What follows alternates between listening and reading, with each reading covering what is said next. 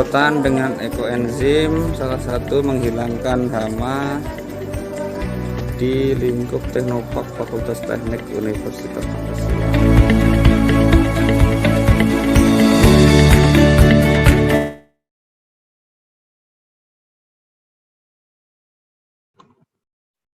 All right, let me start the webinar. Okay, welcome to room 3 with the theme Green Industry, Green Research, and SDGs. Ladies and gentlemen, before we start, let me remind you regarding the attendance list will be given on chat facility. Certificate can be obtained from Google Drive for each room and will be shared on WhatsApp group. Step onto the following agenda are the section of the panel that every speaker presents their view based on the main theme. This event will be continued by the Honorable Moderator, Mr. Kevin Ben Lawrence, RPH. But first, we would like to read the curriculum vitae of our moderator.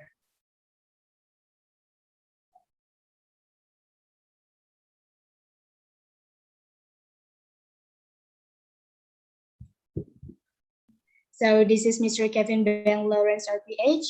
Mr. Kevin is a multilingual, Asia-focused pharmacist, entrepreneur, and advisor managing businesses spanning several industries, with special interest in healthcare and pharmaceutical industries. Presently, Mr. Kevin is running his family businesses, and concurrently, he is working as an advisor for a leading Fortune Global 500 conglomerate and as a partner for the largest health and medicines information company in Asia Pacific. So to Mr. Kevin Ben Lawrence, the time is yours. Thank you so much, MC, for the kind introduction. So nice to meet everyone. My name is Kevin, and I've been I've just returned from Singapore. I've just returned to Indonesia after staying in Singapore for the past 20 years. So Singapore is a very interesting country. So, and today, as a matter of fact, we'll be having a first speaker who is actually coming from Singapore. So MC, yes. So for today, we'll actually have Mr. Kenneth Lee. Mr. Kenneth Lee is actually the founder and CEO of Green Concepts Private Limited.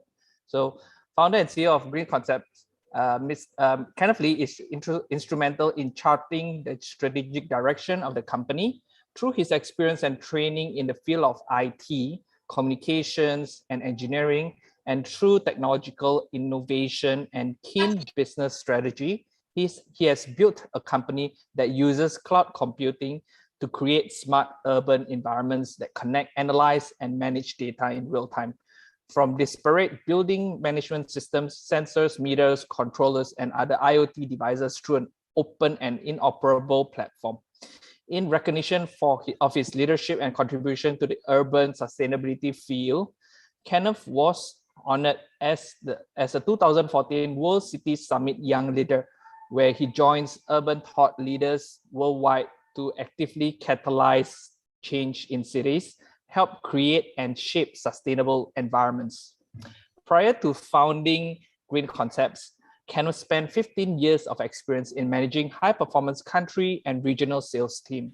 He has previously held positions in SAP, Oracle, and Salesforce.com, where he was responsible for managing a portfolio of businesses locally and regionally, spearheading new businesses and the development of new markets, leading teams in the development of strategic accounts, and bringing thought leadership to industry. Kenneth is also a recipient of the prestigious British Chevening Awards scholarship awarded by the United Kingdom government. Thank you, Mr. Kenneth Lee, for joining us all the way from Singapore. So I'll pass the floor to you. Please serenade us with all the amazing things that you have to share. Okay, thank you, Kevin. And I'm first and foremost, I just want to thank the university for inviting me to speak at your event today, and also I want to wish everyone a very good afternoon in Indonesia and around the world. It's quite interesting that we can have this way of engaging in an event, and I still find it even after 2 years with COVID, I still find it interesting that we can use such digital technologies to run an event globally. Now I'm going to share my screen right now and start my presentation. Okay, it should be coming up very soon. Yep. Okay, so just quick check that you can see my screen before I start. Okay, so I want to, maybe today my topic is about driving sustainability and smart FM with IoT in a green campus. And we've been playing with sensors for a number of years right now. But I wanted to maybe start off first by a quick introduction to who Green Concepts is. You may not have heard of us. Our main primarily business is about helping businesses digitalize. And by digitalize, we mean collect data about from sensors so that we understand how the built environment, a building and office space is being used, and how we can use this data to make smart decisions to drive sustainability, and then to optimize real estate operations. So there are two parts to it. There's the sustainable part, and then there is also the smart facilities management portion, which is what is required on an ongoing basis. So that's a little bit about what we do. Now, to start off with, I'm sure that all of us have heard of the word IoT or Internet of Things. And I just want to present some statistics, and we are experiencing that here in Singapore as well, which is there are more and more devices that are being connected together to the Internet, okay? And many businesses are today using these devices to gather data or to control physical systems, okay? Now, the challenge with such, the proliferation of such devices is that when we have got like 15 vendors or 10 vendors all providing these different systems, then it becomes complex, okay? And it becomes difficult to manage because data is not integrated, the solutions are disparate, and therein lies the challenge in managing IoT data. Now, I want to first talk a little bit about sustainable smart campus, and we have been involved in a number of different campuses here in Singapore in terms of implementing a platform. And these are the common challenge. The first challenge is who is responsible, right? We've got the students, we've got the lecturers, we've got the people who manage the real estate in the university. So who is responsible for managing, controlling air conditioning systems, lighting systems? How is this being managed? And we look at several challenges here. So literally, it boils down to what we call a collective responsibility. That means students, lecturers, systems in the campus working together to address this challenge. The second challenge is really, how do we join our hands together? How do we engage the three groups of stakeholders that we have? Right? And one approach that we found very useful is able to use data visualizations, and essentially, if you don't show information about what's going on, then people don't know. And when people don't know, they cannot manage. So one way is to essentially show them data visualizations, which help them to see what is actually going on. And again, here we need a whole of campus approach. So it's not about the real estate's department or the facility manager's responsibility. It's engaging all different stakeholders so that we can come together as one.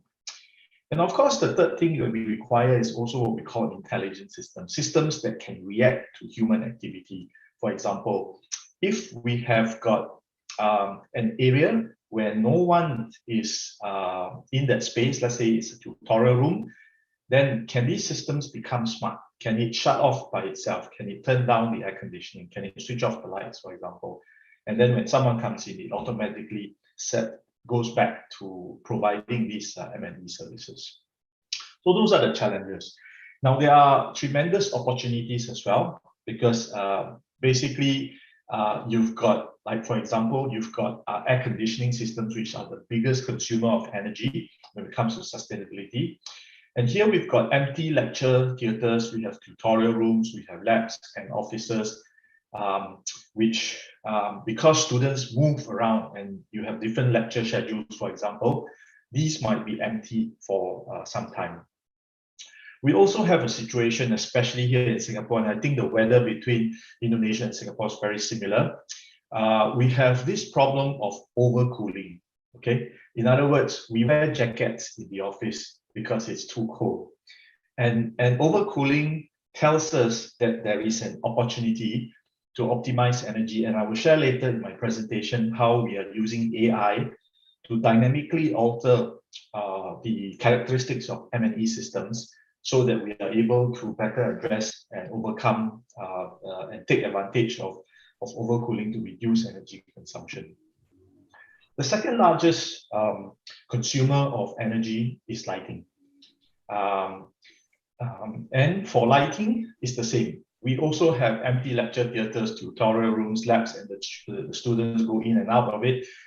And these days, universities run almost on the 24 hours. We see some students working very late into the night as well.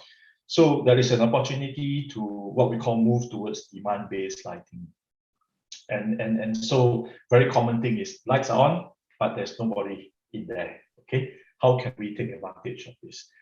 And the third area would be what we call indoor air quality. And this is becoming a very important subject, primarily also driven because of COVID and the need for people to ensure that the environment is safe.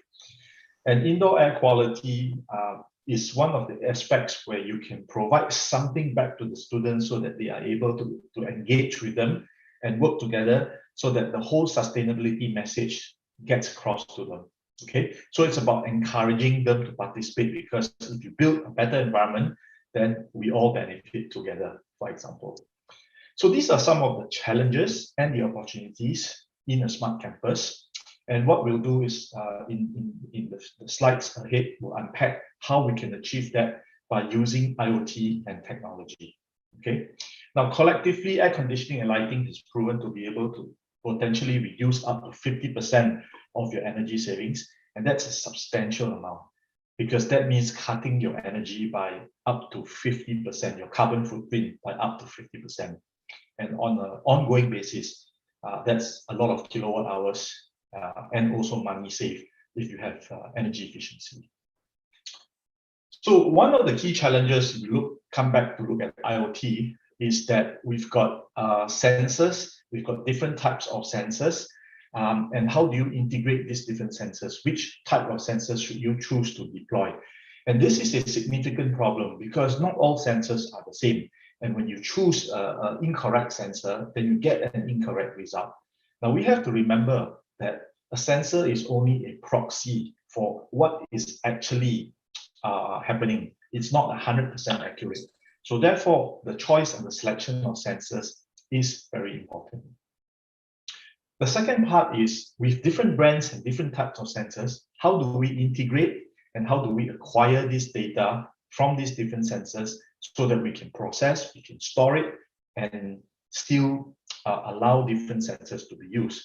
Now, this is very important in a campus because you've got renovations, you build new buildings over a period of 50, 60, 70, 100 years. And each of these buildings are going to use different types of sensors due to technology advancement. So you have to be able to integrate them together. Now, the other key challenge is you then have to stream this data to the cloud. You need to provide cloud infrastructure, you need to provide security, access controls, user management, and handle all of these in real time. So that's another challenge. Yes, we've got services like AWS and Azure, but they basically only provide you with the ability to connect, but not to manage these data sets, which you have to build your own applications. And another big challenge, every department, every school, for example, different groups of people, the guys that manage the real estate, facility managers, they have different needs, and so they want to see the user interface in a different way. Indoor air quality is visualized very differently from air conditioning, okay, lighting, and therefore you've got different business applications. And finally, you want to do AI, and everybody is talking about it, and data analytics. How do we create value from data?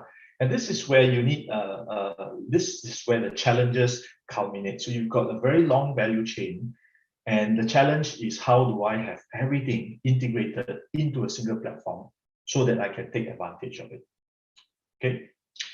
Now, because of that, we have built a cloud IoT platform. This is a little bit technical, but yeah, that's what we do. To acquire data from sensors, we have something called a gateway, which sits at the edge. And connected to this gateway are sensors, controllers, equipment. If you have a building management system, PLC, or DCS system, you can connect that in as well. And so our platform is agnostic to the types of sensors or controllers or equipment that you want to connect in. Okay. And we can also take in other data sets which are not coming from sensors, but from IT systems via an integration, so that this data, when complemented together, makes sense.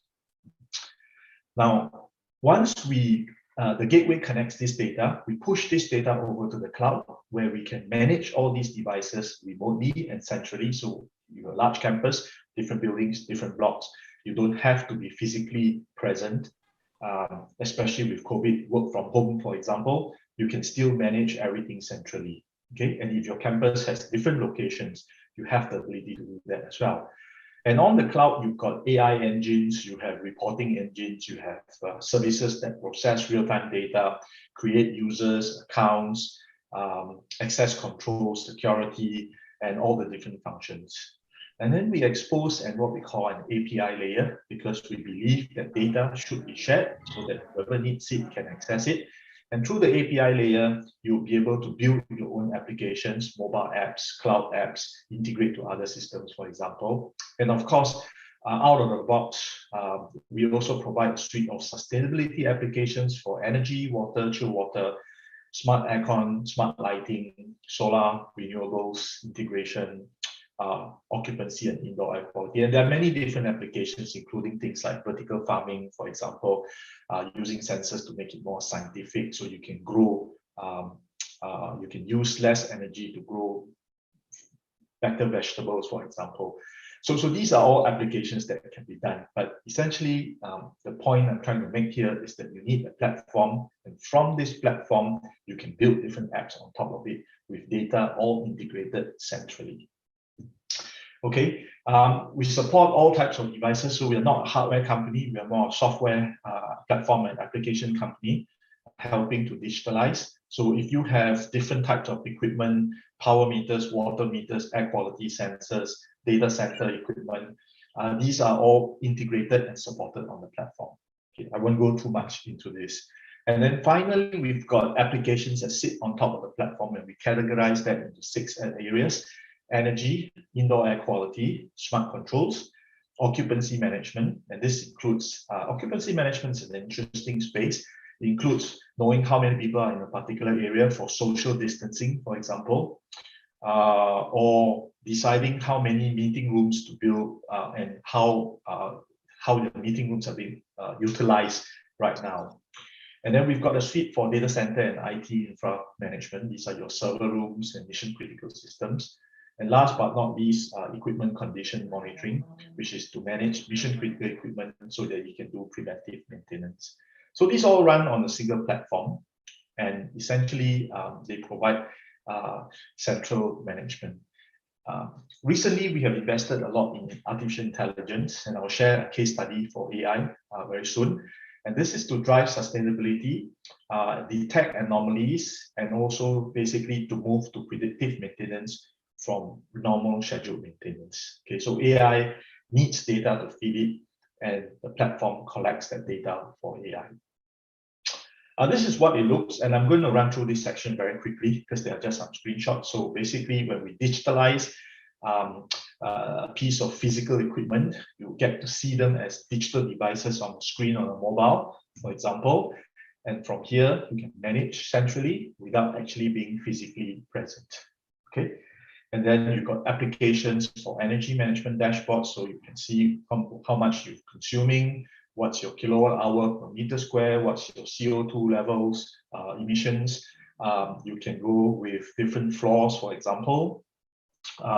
You can track your power management from source right to the final distribution boards. This is This is a bit more technical, and for those who are in electrical distribution systems, you understand what I mean.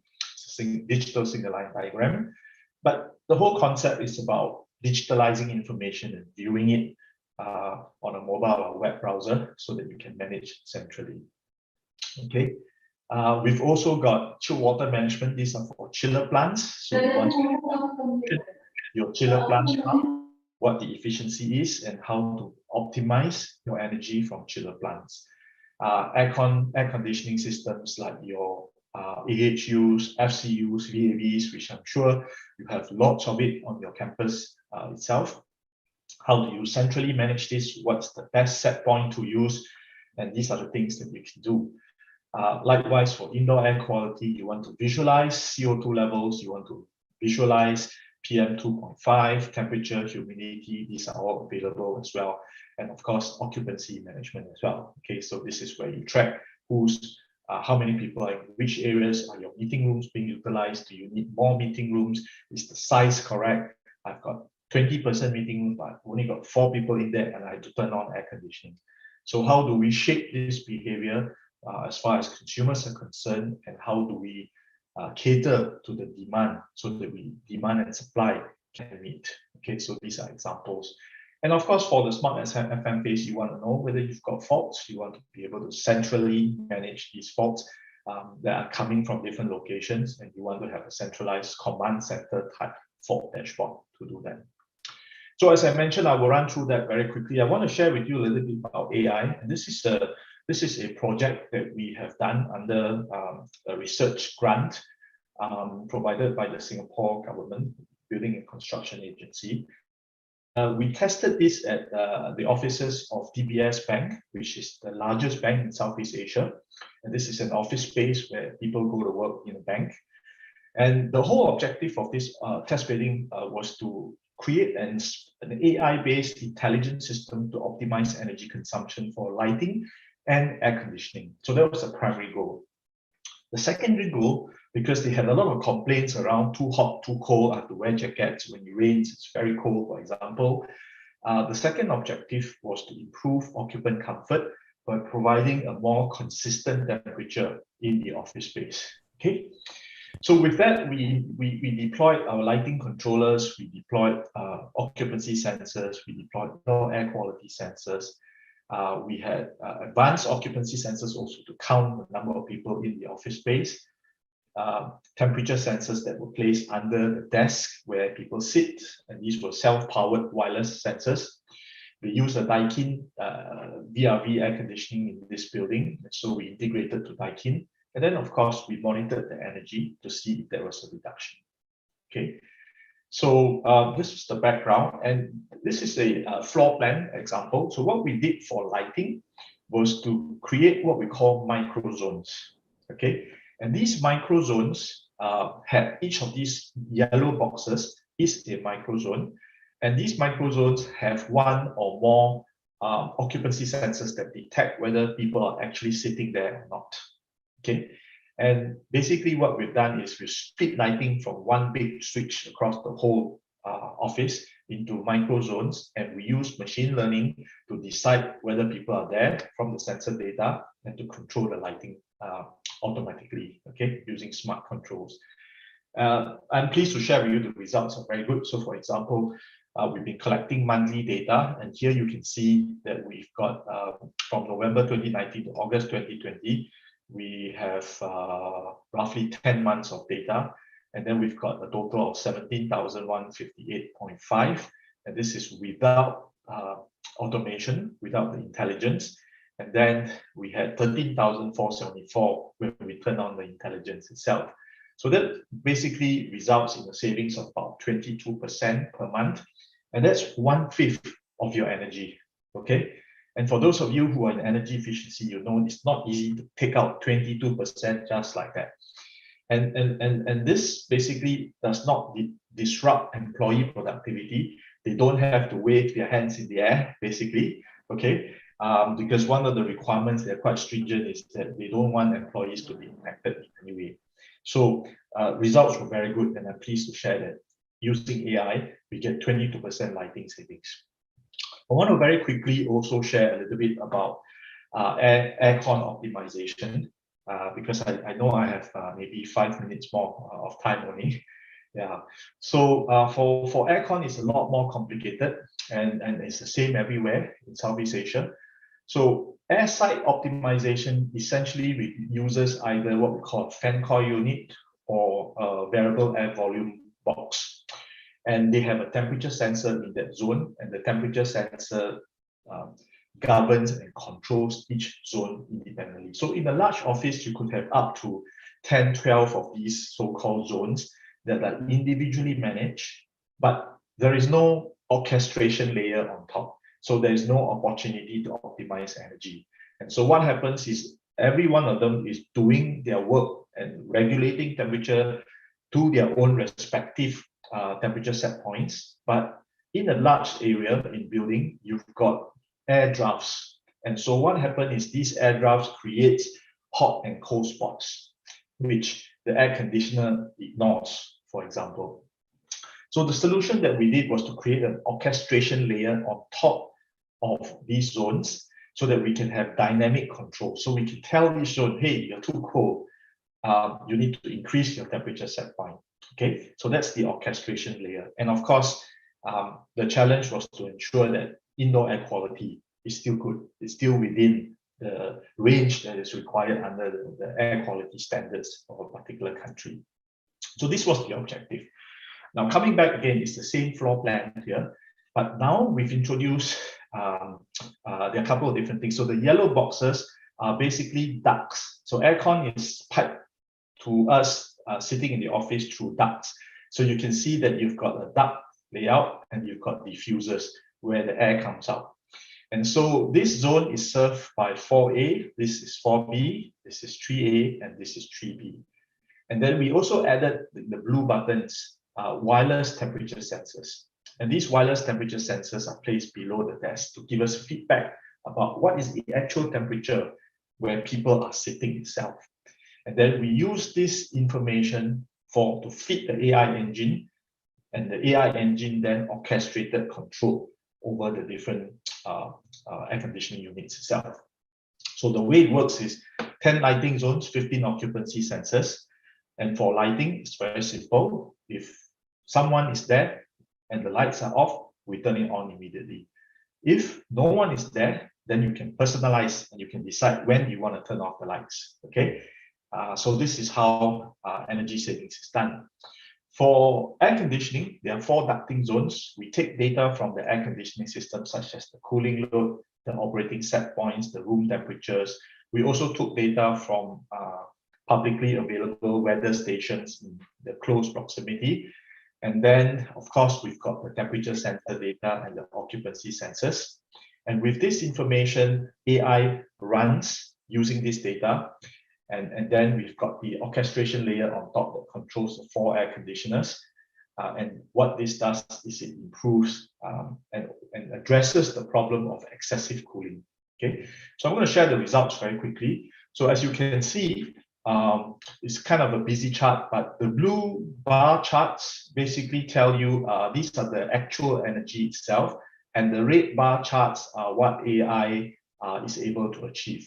And the difference between the blue and the red, these are your energy savings. So we are actually very pleased to report that we have managed to achieve 44.1% energy savings for this space itself, dropping the energies very significantly for air conditioning usage, and achieving energy savings without much capex investments or replacement of air conditioning. So this is basically using data. And to look at the second objective as well, this is a temperature plot of data from the temperature sensors placed under the desk with and without AI. So as you can see, without AI, which is the blue line, even though our set point is 25 degrees, it's overcooling most of the zones, okay? And there is a big variance between minimum and maximum.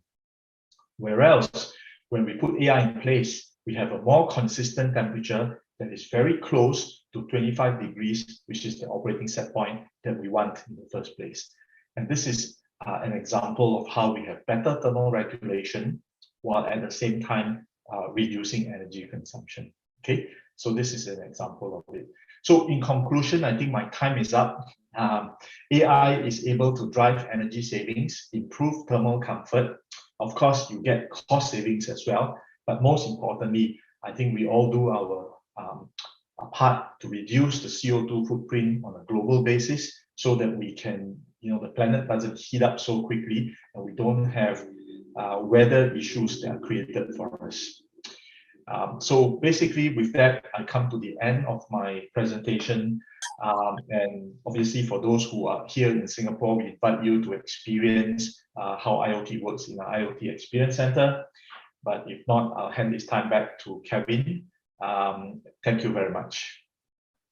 Thank you so much, Mr. Kenneth, for sharing with us how IoT and how your company has been helping, industry and universities in Singapore to actually reduce carbon footprints, etc. So this is actually very much in line with what we are having for this room, which is green industry, green research, and SDGs. And it's amazing how your system is able to reduce. Like one example that I note considerably is reduction of 22%. Where do you get this 22%? This is really, really significant. It's not something that that's. I mean, we are not trained to save. Oftentimes we just turn it on. We don't feel good. We turn on the aircon, and that's our habit. So that's the issue. So definitely, thank you so much for sharing, Mr. Kenneth. And we'll be going to next speaker, but do stay tuned with us, Mr. Kenneth. We'll be seeing you again at a Q&A session. Okay, please you can take your leave first and have a good rest first. We'll see you in a bit. Thank you, Mr. Kenneth. Thank you. Thank you. Yes, thank you, MC. So right next, we have Prof. Eun Kim. Professor Eun Kim is actually a professor at Hanyang University, Korea. Dr. Eun Kim is research professor in School of Architecture, Hanyang University. He studied PhD course in KCDCC, Key Center of Design, Computing and Cognition in University of Sydney, and was awarded PhD in Architecture at Hanyang University. His research topic is design computing, design with generative system, space and facility management using design computing, and CAD/GIS/BIM integration. He published research papers related to the topics in Korea and international. In 2014, he managed to develop integration space management system of Incheon International Airport as project manager. And in 2015, he managed to manage the research project on BIM GIS integration using open government data as part of the development of BIM Standard Information Framework, which was supported by Architecture and Urban Development Research Program of Korean government. Since 2017, he's doing research on building performance monitoring using IoT and BIM for facility management. Development of integration information management model-based digital twin for architectural heritage asset, and building the AI archive platform for the reinterpretation of local historical cultural resources, which are funded by National Research Foundation of Korea. So, Kim Eun-yong Song-sang-님. 안녕하세요. Yeah, 안녕하세요. Thank you so much to invite me this webinar seminar.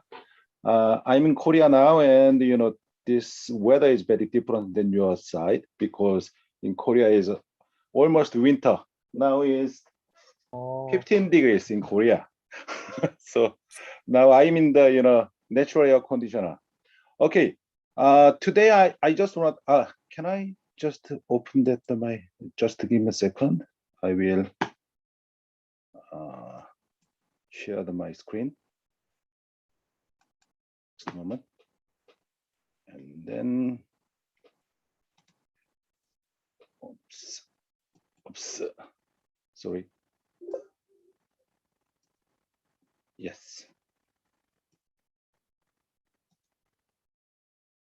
Okay. Today I just wanna just to tell you about the how document architectural heritage using digital twins. this part is very similar with the first speakers, the topics, but my focusing is not the buildings and not just to focus on the facility management things, because I just want to focus on the architectural heritage. In that time, he just mentioned about digital the IoT, but I used the IoT too, but in that time I just want to use the terminology digital twins. But digital twins is very similar with the, there are so many terminology around us about the digital things. But in that time, I just want to focus on that how we can capture that physical things to the digital world. Okay, let me show you the just a moment. The introduction of this. This research is just a part of the development of an information integrated management system for efficient management of architectural cultural heritages. In that case, architectural cultural heritage management thing is not it cannot make money because of that. Not many people just focus on that part. But for us, heritage thing is very important to manage that. But many government and many local government, they just wanna just keep that their architectural heritage or just the cultural heritage things. But they are doing so much things about this. But all of information is petty, scattered. So because of that, to access that is very difficult. And in that time, I just want to make the integrated system, and for this, I just want to using the digital twin models of architectural cultural heritage and IoT-based management system model and web-based geographical information system. I just want to combine all of things to make my my system. But this just research is just started this year, and this is ongoing. The research because of the the things to show you today. It is not finished one. That is ongoing thing. Because of that, it is not completed, and it is not perfect one. That is, there are many mistakes in that my the presentation my the result.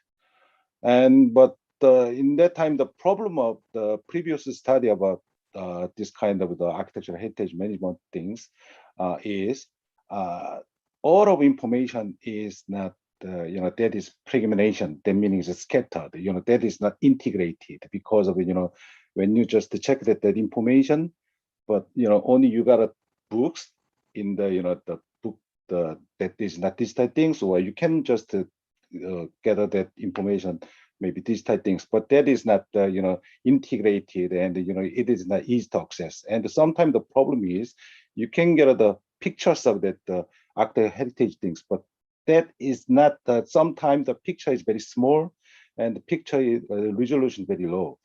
But in that time, to today my presentation, I just want to review a modeling method of existing buildings and existing cultural heritage using digital twin, IoT, BIM, and laser scanning. That one is the element technology for system development. Okay, let me show you. For this, we are just at, let me talk about the digital twins. Okay, digital twin, nowadays, many people just talking about digital twins, and it is quite out of date, I think, because they just invented new word, that is the metaverse. But IoT digital twins, any digital things, that is very, all thing is related, but only different thing is they just changed name, maybe because of the the commercial things and their business. But anyway, digital twins is they just promise that the digital twin can increase operational efficiency, and it is the reduce optimization and improve asset management and deliver cost saving and improve productivity and safety. It is very good and how can I say, very wonderful things, but to make that is very difficult. And for this, we need for this we need the high computing power, and for this we need the sensors. But in that time, many people just talking about the cheaper sensors. Normally, just maybe 10 or 20 years ago, the all of sensor is very expensive, and the Internet of Things. In that time, the Internet of Things nowadays that price is getting down, and advanced analytic and the great sophisticated 3D visualization. But in that time, my focusing is about the 3D visualization. But 3D visualization thing is, there are many ways to make that. But something is, it takes a high labor, and something requires the professional experience. But in that time, they just promised that this kind of digital twins can help to achieve the UN Sustainable Development Goals. But yeah, it is very just adapted this webinar, the topics. Okay, second one. Okay, for with that the definition of that the digital twins, I just make this kind of diagram. Digital twin is just to capture that real world to digital world, and we call that digital twins. Digital twin and the other digital data, different thing is digital twins, just how can I say, just adapted or captured all situation. But before previous the digital model only get a model. It doesn't how can I mirror reflected the real world situation, because in that time they are using some IoT sensors, and in that time with that they can just how can recognize what happened in the real world using the digital twins model. Okay, for this we need computing performance and IoT and visualization, web-based one.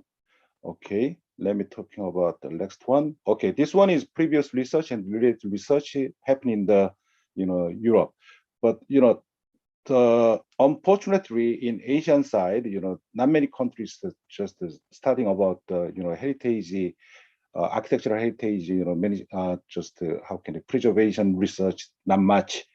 But all of research is from the Europe. Europe, they are doing so much research about this because they have so much the architectural heritage things in their countries. But first part is about the HBIM. You heard about the BIM, but in that time they just put the combine BIM and historical things, and they just make the HBIM. It is based on the BIM and digital twins. And second one is about the just combine the IoT and network and sensoring with the cultural heritage and artist heritage things. And this part is about just checking that movement of the architectural heritage buildings. But many problems in the architectural heritage building is about the moving things, because of they just checking that these sensors, and they gathering sensors to the main server. And this one is just managing the architectural heritage things with the GIS. Okay, I got a very nice example about the architectural heritage management things. It is done by the SIAC. SIAC is non-government organization, and they are doing so much things, and they capturing the architectural heritage around the world using the digital technologies. But in that time, this example is about the Bagan in Myanmar. And if you have any just interesting, and just got this link, and you can just check these examples. But in that time, they are using the many technologies, drone and laser scanner and the 360 panorama images for this. Okay, for this my research, I just got two sites. But because why I have two sites is like this, if I using if I just do my research on the actual architectural heritage site, but there are many problems because access is not easy, and install something is very easy. It is very hard because of I just make just to get secured the pilot test site first, but that is near the research labs, and because of it is very convenient to the testing the IoT things and testing the kind of the scan equipment.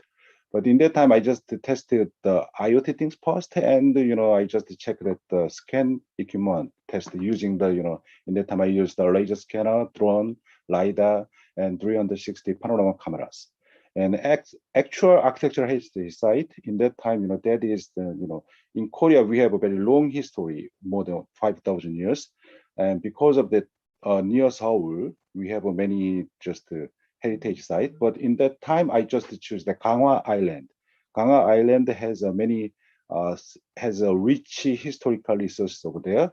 And historically, it is based at the center of Korea from the foreign powers. You know, Korea is the very poor. How can I say? Korea is, you know, before the, you know, nowadays, you know, Korea is quite, you know, just how can I say, strong country. But in history, in more than, you know, 50 years ago, our country, always other countries just attack my countries because of we just our just ancestor build up the, you know, defense center in the Gangwon Island, because, you know, Gangwon Island is very near, and that is kind of gateway to go to the, you know, Seoul. And this the site name is Gwangsongbo. The meaning is, you know, like the Gwangsong military camp. It consists of 3 fortress and 1 gate and 1 battery. Okay, let's look at the, you know, the picture of that. First, the site is like this. You know, this site is in the Seoul, and it is the, you know, the community, local community center. It consists of, you know, cafe, and, you know, the meeting room, and, you know, elderly people's, you know, the meeting room, and many things to combine that. Okay, in that time I just using the, you know, the scan layer, the drone scanning, and I just make a beam model, and I just use the, you know, some kind of a 360 cameras, you know, the capturing system. In that time I used that the Metaport for this. And the site 2 is the about the actual historical site, and this part is the, you know, that the Gwangsongbo, and this one is the, you know, fortress, and this one is gate, and this one is another fortress, and it is the another fortress in the near the seaside, and this one is battery, and it is just they install the cannon to defend the foreign the powers. And in that time I used that the drone, and I just make the 3D model with drone with the, you know, photogrammetry. And this part is the this one is the, I just made the model with the LiDAR. Okay, next one.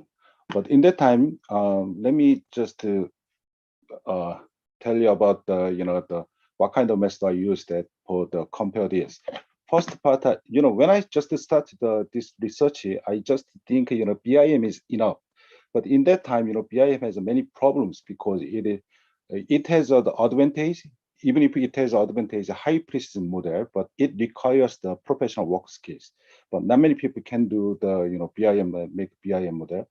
And it has it requires a lot of time to work to make the models.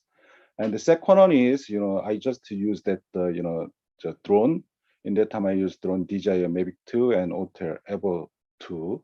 But in that time, you know, you can get with that drone, you can get orthographic images and the 3D terrain and the building model and point cloud. But its problem is, you know, it is depend on the what kind of camera it has, but and what kind of GPS system it has.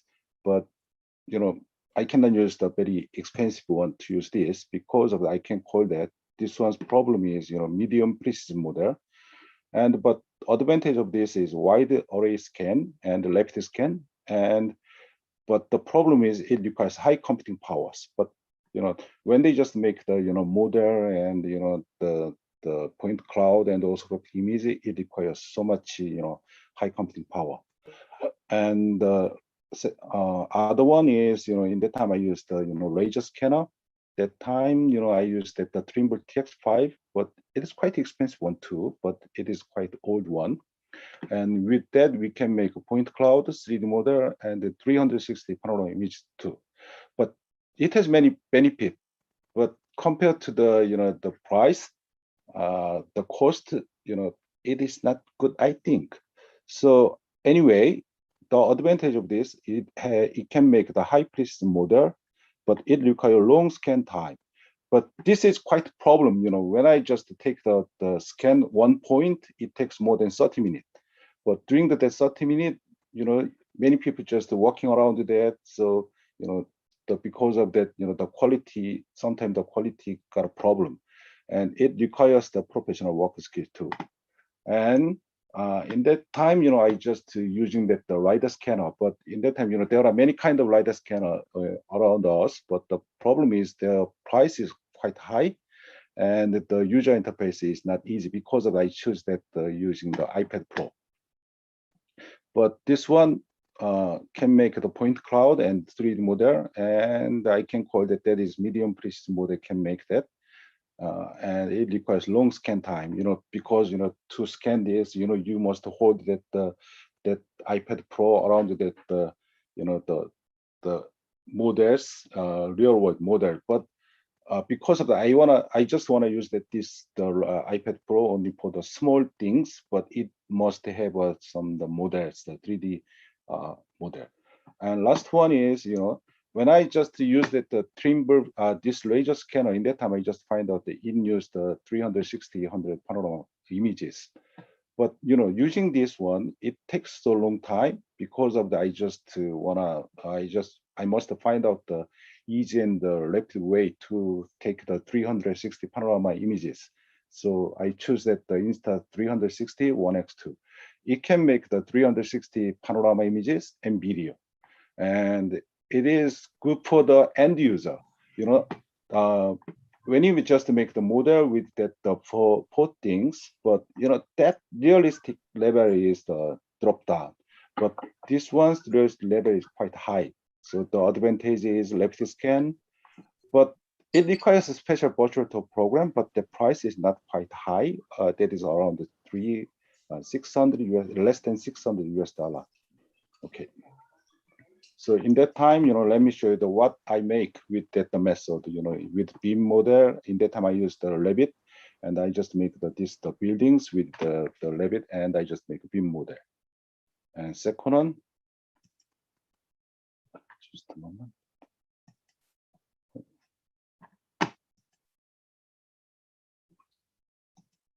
Sorry, my computer is just stuck up.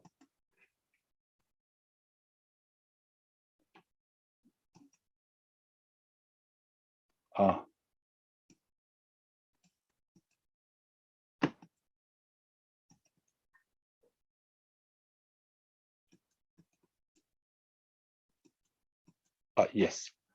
Okay. The second one is I just using the drones to just scan that around my site. This one is the test site 1, and this one is test site 2 to make this. And that is result, but this result is just a point cloud. But and then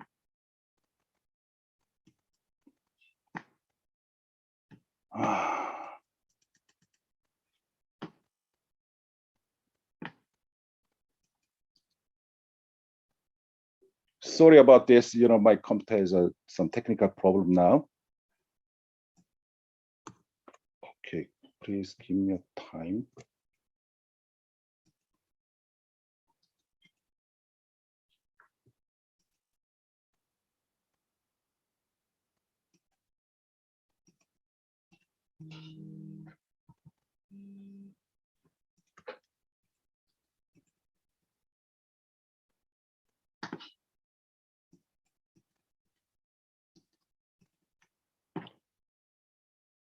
Okay, moderator, can I use the different computer?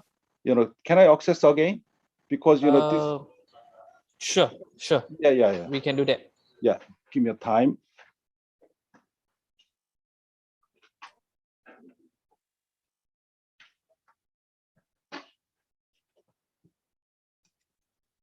Before just doing that, I checked that my computer, but I don't know why. It does stop this computer. Sorry.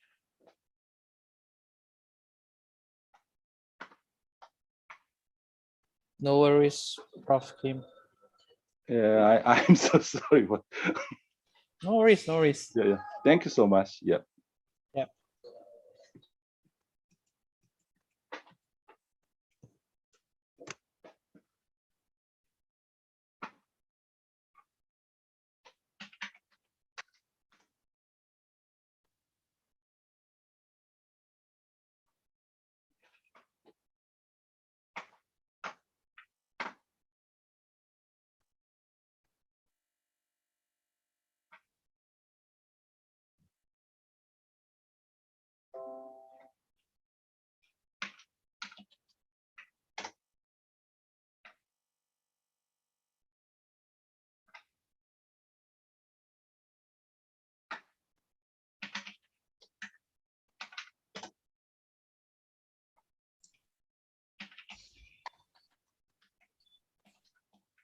Prof. Kim, if you like, we can share the slides from our side.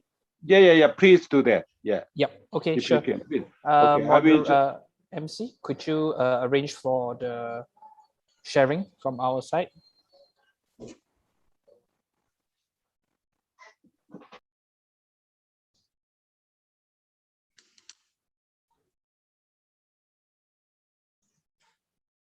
Prof. Kim, yes, we have done the sharing. Is this the one that you are looking for?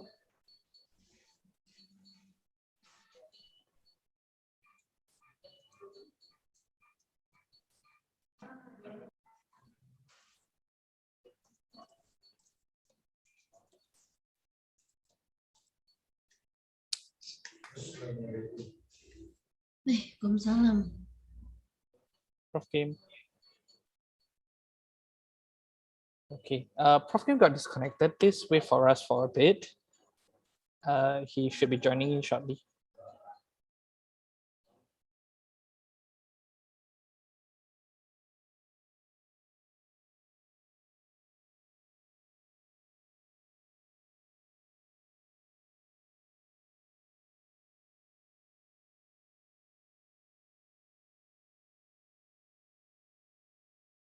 Hello? Can you hear me? Yes, we can hear you, Prof. Kim. Okay, sorry about this. No worries. My working computer doesn't have the camera because of I used the laptop. No but problem. it's problem. Okay, let Yeah. me. The sharing Continue. screen. Yeah. Should we let our Okay, MC? let me use my one. This computer is Okay. very nice computer. So. Yeah. Okay, noted. Okay. Just a moment. Give me a second. I will do. Okay.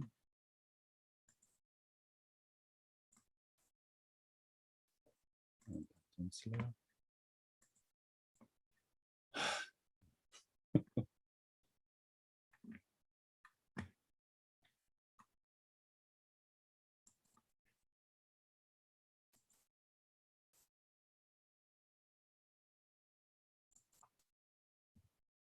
Okay, let me share.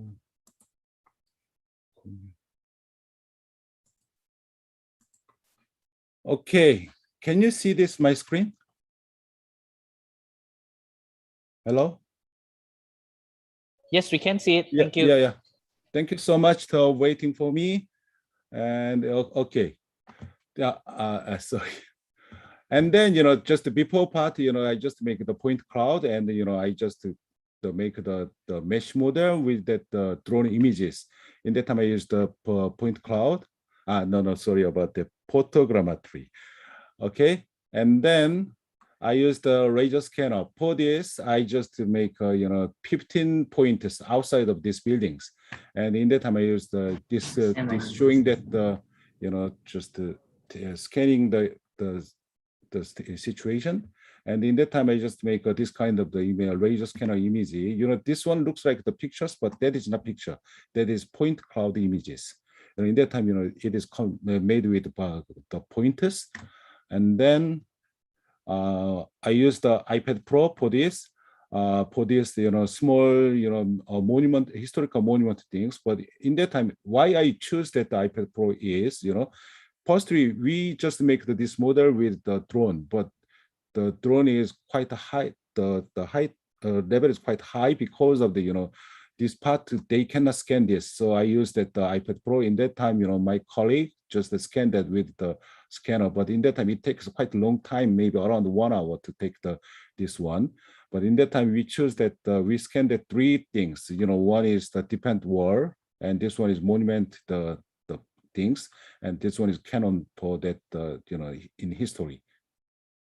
Okay, and the last one I use the 360 panorama cameras. It is very handy and it is very nice for me because to take the 1 point, it just take the 1 second only because of I just walk around and I can take the 360 images. But in that time, that is very nice because I can just looking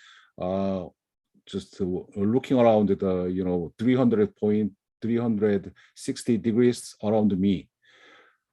So, and then I just integrate this data and visualization things with that, like this. In that time, I use that, the program, the 3D Vista for this. And in that time, this one is gateway. And, just I will show you that, the real example of this. In that time, this one is minimap, and I can just check the where I am. And then this one is the, okay, second, and last part. I just edit the that the LiDAR model with this. How many minutes do I have now? Prof. Kim, you have about 5 more minutes. Okay. 5 to 10 more minutes. Thank you. Yeah. Okay, and then okay, in that time, I just use the IoT sensor and the platform. In that time, I just used platform. In that time, everybody can use that, can just test the IoT sensors, but the problem is, hardware is doesn't matter, but only the difficult thing is how we can use that, software for this. In that time, I use the TIG stack. TIG stack is, we use that it is combined with the telegraph, and telegraph is just gathering the, and collecting the data, and Influx is timeline, time series database, but normally, we use that, the IoT. In that time, we can use that the normal the database. We must use that timeline the database that called the Influx, and I use the Grafana for that monitoring. Okay, in that time I use that very small the server for this. It is the server based on the Raspberry Pi 4, 8 GB, and I just added the 256 GB SSD. As you see, this one is very small one, and this is very powerful for my research. And then, for this, the things, firstly, I just choose the weather station, just around the historical heritage. In that time, we must check that the environmental status for, but, normally, just, when you just check that, when you use the IoT sensor, we just focus on only indoor the status. But in that time, we must check the outdoor status too, because I use the weather station. And in that time, I just get collecting data from weather station for outside of the heritage site, and the indoor side I just use that this sensor. First one I use that Wi-Fi based sensor, but it has a problem because of battery problem, and because of that I choose change that the Zigbee based IoT sensor. But Zigbee based IoT sensor is very nice because that battery consumption is very low than the the Wi-Fi.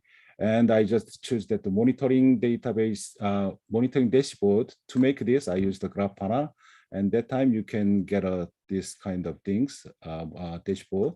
And okay, I just did that IoT dashboard integrate to the virtual tour, and I just put the hotspot here. And when you click this hotspot, and you can get the status, this status of from the the weather station, and inside I just put the some IoT sensor here, and when you click this, you can get this kind of data, and this is maybe that one is not temperature, that one is light intensity, and third one, and when you click this, and you can get this kind of the environmental status data. Okay, sorry about this, but during my presentation, I got technical problems because of the I just lose the tempo and so I just make it inconvenience to you. But I think my time is finished. That, and this research is supported by Korean Research Foundation. That is biggest research foundation in Korea. Okay, anyway, I can finish this. Thank you so much. Thank you, Prof. Kim. Thank you so much for the kind sharing. I think that, this research is really amazing. I can see how multifaceted it is. It's really, really requires someone with technical knowledge such as yourself, Yeah. So thank you so much for taking time off, despite your busy schedule, and, sharing with us, Okay, let me just comment one thing. In Yes. that time, I got a problem doing this research because my background is the architecture, not the computer science like the chemists. To do this, I got many problems, and maybe chemists think this research quite the funny things, but please thinking about consider my background is architecture. Thanks so much. Yeah, it's really impressive that you having a PhD in architecture but able to do so many things, and I really applaud your dedication to pursue the things that you love. It's really, really amazing. Thank you so much, Prof. Thank Kim, you so for much. sharing us Thank this you. spirit. Yeah, thank you. Thank you. We'll ask you to take a quick rest, and then we'll move on to our third speaker. Okay, third speaker is actually from Malaysia, Prof. Technologist Dr. Hazlin binti Anwar. Prof. Hazlin, apa kabar? Boleh cakap Malaysia, Melayu. Alhamdulillah. All right. Alhamdulillah. Thank you. Yeah, thank you. So, Associate Prof. Dr. Hazlin binti Anwar, a graduate of the University Kebangsaan Malaysia, started her career as a manufacturing engineer at Solartron Technology, Sendirian Berhad, Johor in 1999. She joined the International Islamic University Malaysia in 2002 as an assistant lecturer and obtained a PhD in material science from University Kebangsaan Malaysia, UKM. In 2007, later appointed as MC. MC, could you share full screen again for the Prof. Hazlin? Yep. Okay. Later appointed as an associate professor in material engineering 2012.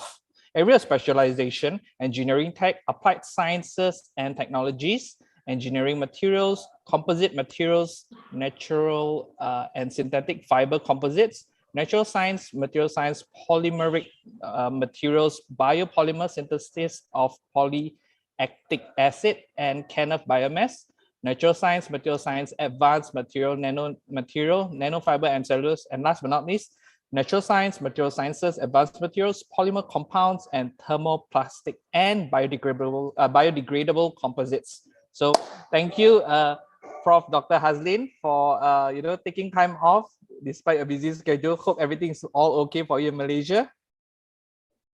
Yep. Great. Okay, so I'll pass the floor to you, and let us hear more from you. Thank you. All right. So I will share my screen. Yes, Prof. Okay.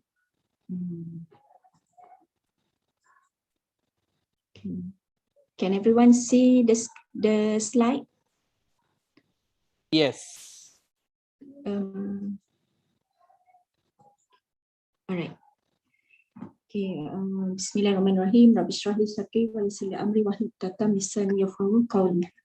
Okay. One moment. So my name is Hazlin binti Anwar. I'm from the Faculty of Engineering, International Islamic University, Malaysia. So actually, I'm representing my research group.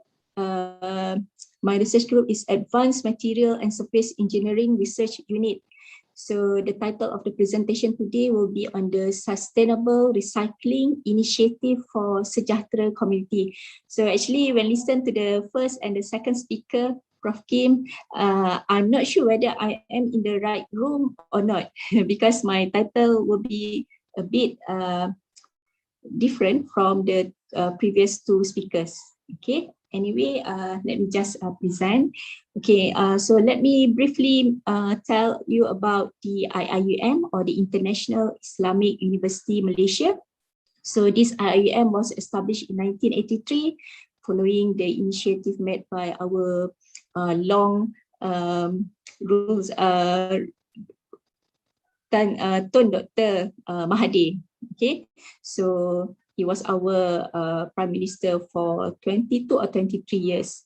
Then here you can see this is our university, our beautiful campus. So basically IIUM, we have 5 campuses, okay, but the main campus is located in Gombak, Selangor. And then we also have a Center for Foundation Studies, which is in Pahang. Then we have Kuantan campus. So Kuantan is also in Pahang, but it is actually meant for medical school, dentistry, health, allied and health science, and also Faculty of Science. Then we also have one campus at the heart of Kuala Lumpur City Centre, which is the Centre of Strategic Continuing Education and Institute of Islamic Banking Finance. And recently we have a Pago campus, which is located in Johor. So this Pago is only cater for language related campus. Okay. So again about this IUM. So as of 2021, we have more than 29,000 students coming from 88 countries. Then we do have more than 1,900 academic staff, as well as the administrative staff, more than 3,000. So basically, the language of instruction, the medium of instruction in IUM is whether you speak English or whether you speak Arabic. Okay, then we have various faculty ranging from laws, economic, management, engineering, architecture, medicine, and pharmacy and dentistry. Okay. So just briefly about our Kuliah of Engineering or Faculty of Engineering.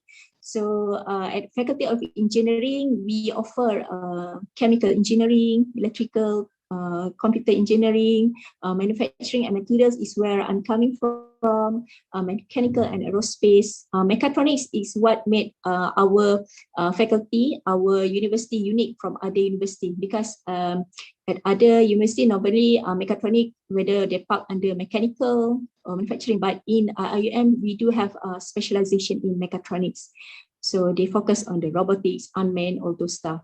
And we also have very recent, the first batch we're going to graduated this year, which is the civil engineering. Okay, this is about, again, about our Faculty of Engineering.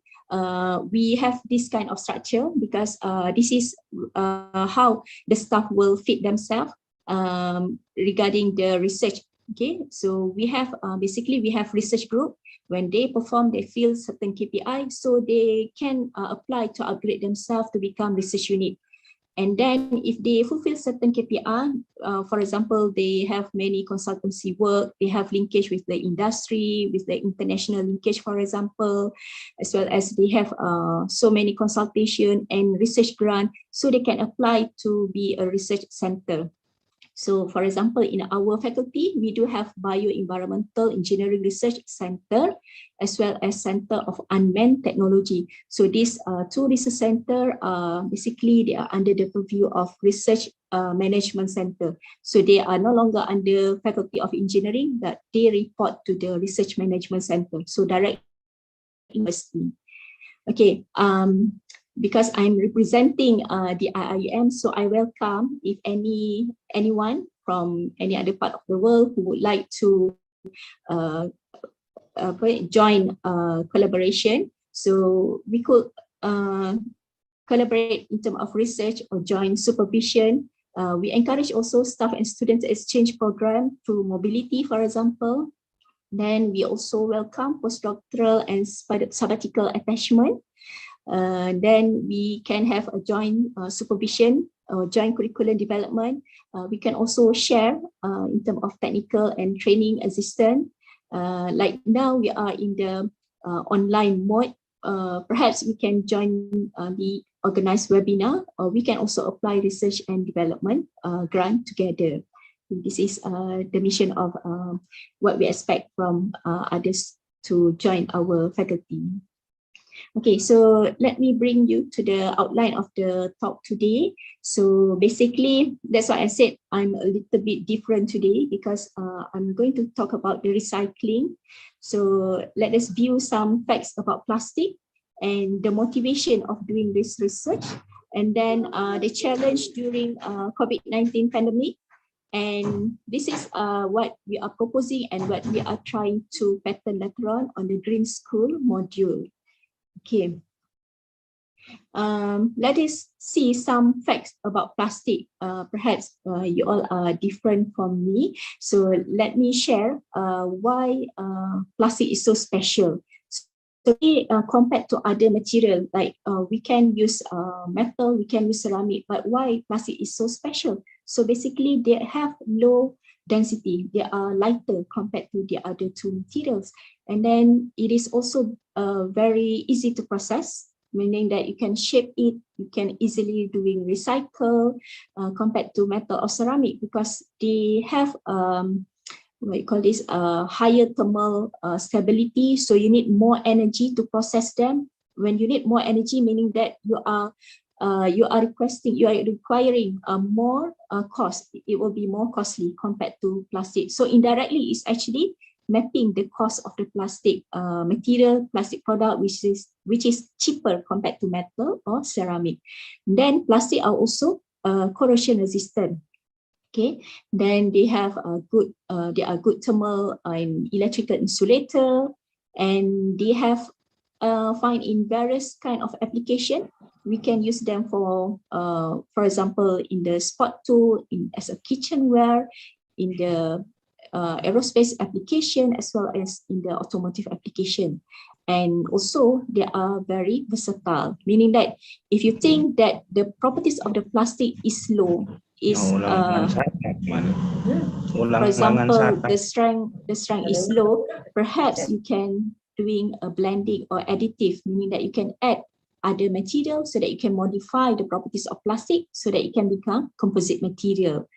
Okay, so you see, as I mentioned, plastic are everywhere. Plastic are also actually, they are around us for quite some time already. Okay, you see, plastic being used as a kitchen cabinet, as a vase. This is a studio, just a studio room, not going out from the studio. Okay, you see the lamp cover, the aircon cover are also made of plastic. So plastic is everywhere. We are utilizing plastic every day in our life.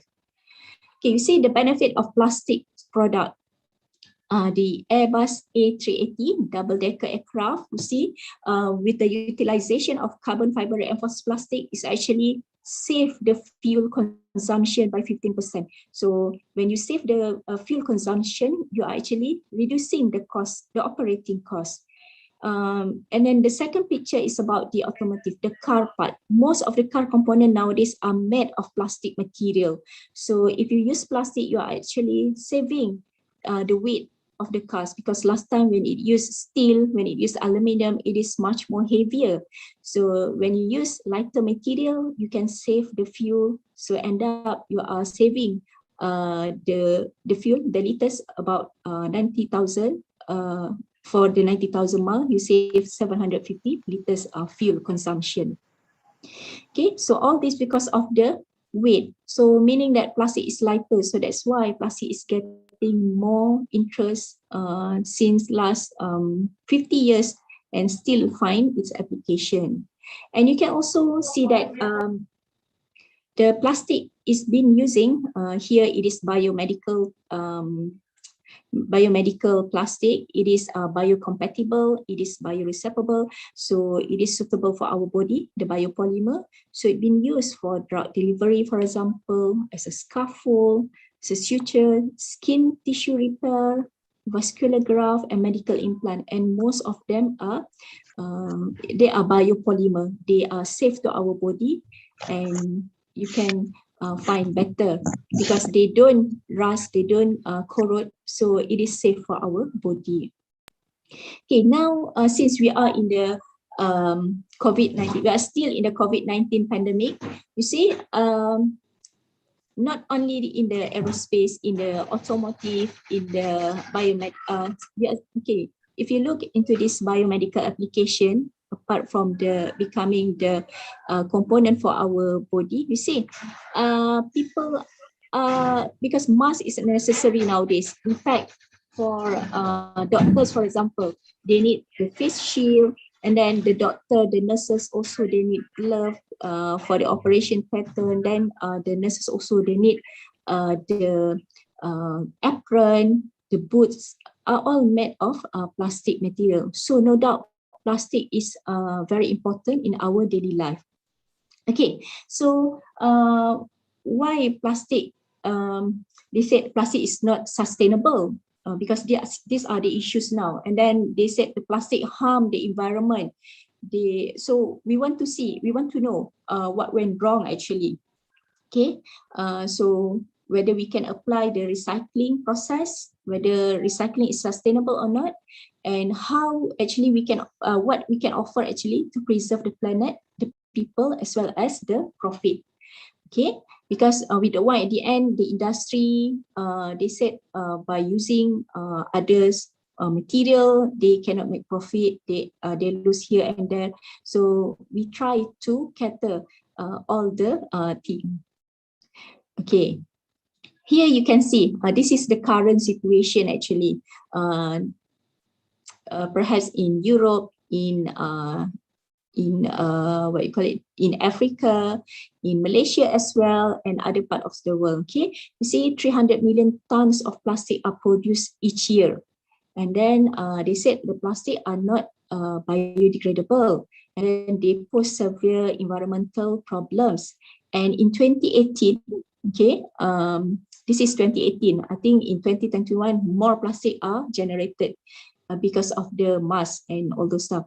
Okay, in 2018, this is at the Pacific Ocean, and the garbage that they found is 2 times the size of the France country. So you could imagine how big, how much waste are generated. And this one, the Vice President of the European Commission, he said that single-use plastic, that is take only 5 seconds to produce, but then it being used for 5 minutes only, or could be less. And then it will take more than 500 years to be breakdown, to be degraded, to turn it into small fragment for the degradation process. So imagine when you use single-use plastic, like for the food packaging, and then you throw it, so it'll take 500 years. So meaning your next generation also will see the same waste that is polluted by us. Okay, in Malaysia, let me share with you, in Malaysia, we do have Malaysia roadmap towards zero single-use plastic by 2030. Okay, this is our target. By 2030, it is hoped that less plastic, it is hoped that by 2030, there will be no single-use plastic. So single-use plastic is referring to plastic that you use one time only. For example, for the food packaging. Okay, so through this roadmap, starting from the school children and then going to the newspaper, in the social media, we are explaining to them the importance, the bad things about plastic if you just throw it everywhere, if you don't consider the future. So this is how the roadmap is going, it is now. Okay, so by 2030, it is hoped that we can fulfill this roadmap, because it is actually one of the SDG also, which is SDG 12. Okay, as I mentioned, SDG 12, which is on the responsible consumption and production, because even though I'm from materials, and you see, to support the industrial revolution 4.0, where additive manufacturing, the 3D printer, I think almost, it is almost, for example, in my office, I can see many of my friends, they have this 3D printer, and then some of us also have this 3D printer at home. And you know that the 3D printer, the filament that is used to print using the 3D printer, it is using a non-degradable plastic, where this plastic you can just buy online in the online supermarket. You can find it.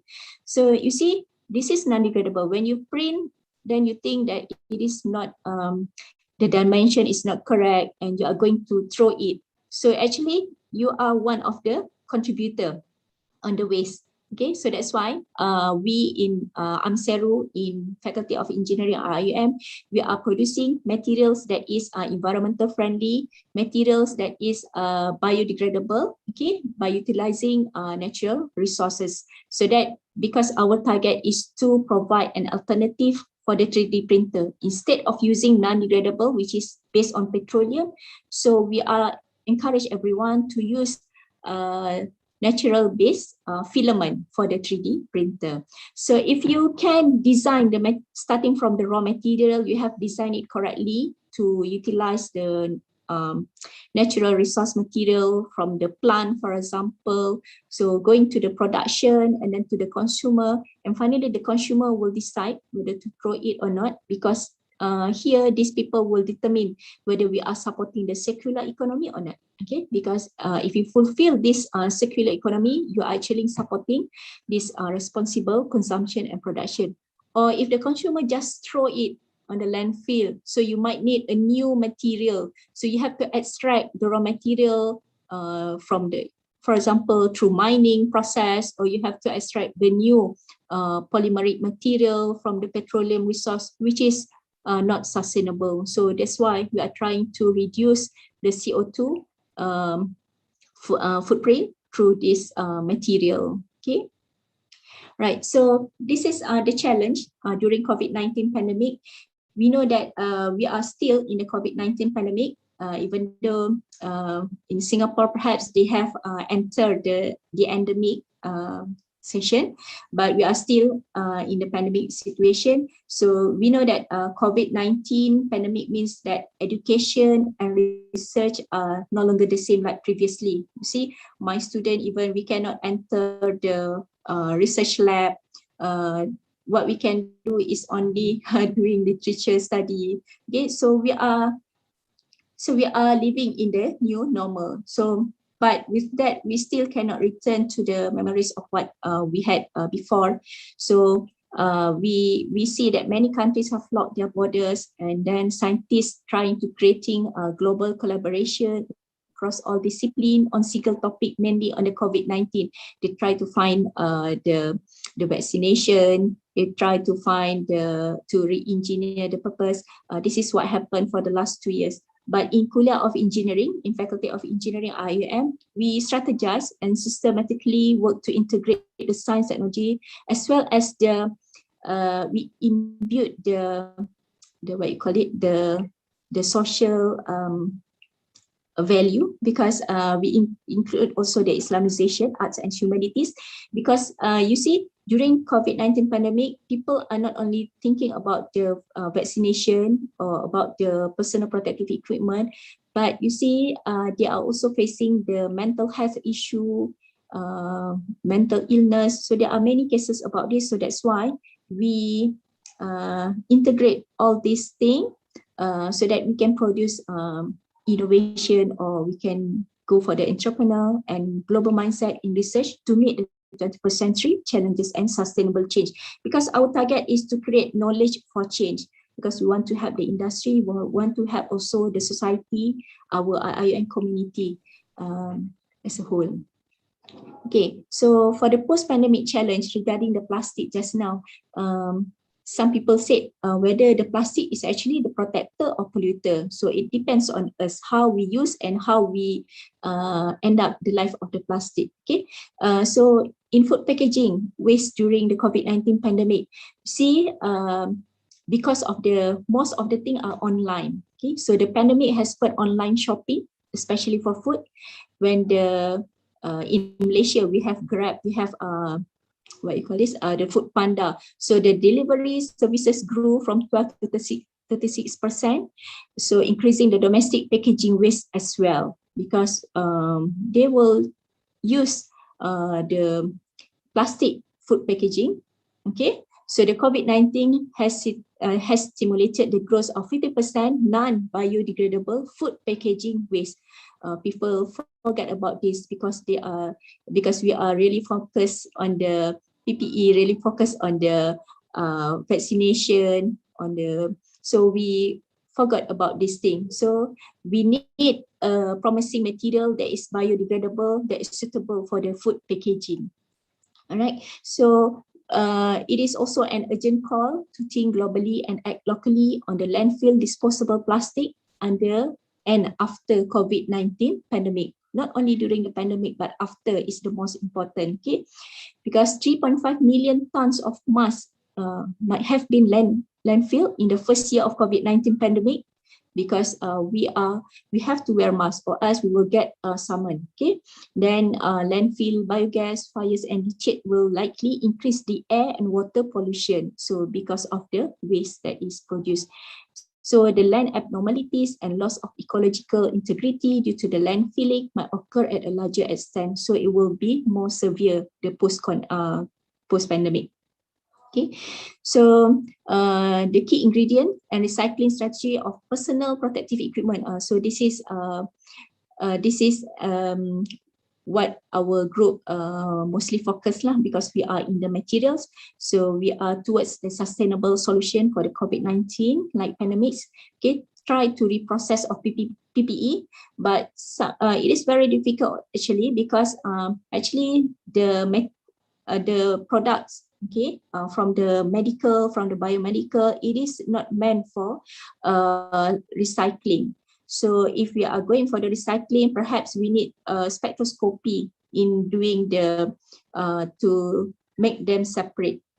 Okay, so PPE from sustainable material is the prospective choice for the future to facilitate effective waste management. So if we can produce PPE utilizing sustainable material, perhaps the waste management issue could be reduced. Instead of having it because we know that the waste is so much, especially the mask that is one-time use. Sometimes people just use for 1-2 hours and then they throw, so they need new mask. So if this material can be produced from sustainable material, so it will be a good one for the waste management.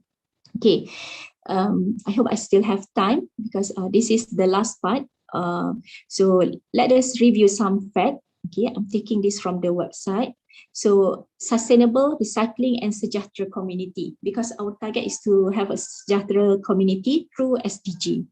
Right, so United Nations, they underline the sustainable. So sustainable is the balance between the environment, the equity and economy.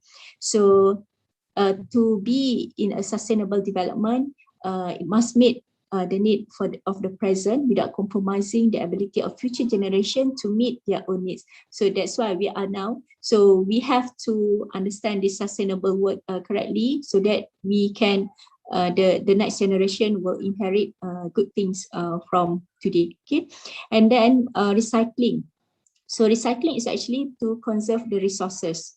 So when we recycle, when we do the recycling, used materials are converted into new products. So actually we are reducing the need to consume natural resources. So if used materials are not recycled, new products are made by extracting fresh raw material. Okay, the raw material is coming from the earth, like petroleum. Last time we do have dinosaur, but nowadays we don't have dinosaurs. So where are these sources will coming from? That's the thing lah. And then sejahtera community. So the target is sejahtera, which is refers to the sustainable lifestyle, implementing the ongoing program, adapting values in life, as well as changing people attitude and behavior, so that we can get a sejahtera community, which is as a result of the holistic approach to a human development process. Okay, so in AMSERU, so I'm bringing this module, which is from AMSERU. So we introduced this green school module. We take one school nearby our university. We adopted this school. So we introduced them a module to on the materials engineering, because our aim to make sure the school student, they know the material for the correct application, so that they don't use the material for for wrong application. Okay, so this is actually a collaboration between AMSERU and Green Waste Selangor activists. So our objective is to educate the student on the environmental preservation through waste management, and then doing upcycling of the waste material, and also to inculcate waste management culture through 5R. So what is 5R? The R is actually referring to recycle, but before you can get to the recycle, there are 4 steps which you have to fulfill. Okay, so the first one is refuse. So meaning that if you go to the shopping complex, if you are offered a single-use plastic, okay, for the packaging, because you forgot to bring back, for example. So they offer you plastic, which in Kuala Lumpur, you have to pay 20 cents, for example. So try to refuse, okay? And also try to reduce the consumption of plastic. If normally, let's say one day you utilize, for example, 3 plastic garbage, so perhaps you can reduce to 1 or 2 for the start, okay? And then reuse, okay? So the same plastic, perhaps if you bring to the shopping complex, you can reuse them or repurpose. So repurpose here meaning that like shampoo bottle, for example, if you don't like the shampoo bottle, you want to buy a new one. So the one that you don't want, why don't you make it as a vase, for example? So repurpose its application, and finally you can reach the recycle step. So that is the 5R. So this green module, this is our timeline, our target, but we just get into the introduction. Then the MCO management control order has been imposed, so we cannot move because it is more. We felt that it is good if we can go to the school, being together with the student, because we have this 4 module. We have on the biodegradability module, and then the upcycling, use cooking oil, and then plastic from natural resources, and then water filter using carbon-based material. So basically it is a charcoal. And finally, after completing all these 4 modules, we are planning for the green product competition. It is a small competition which is planned for the school student.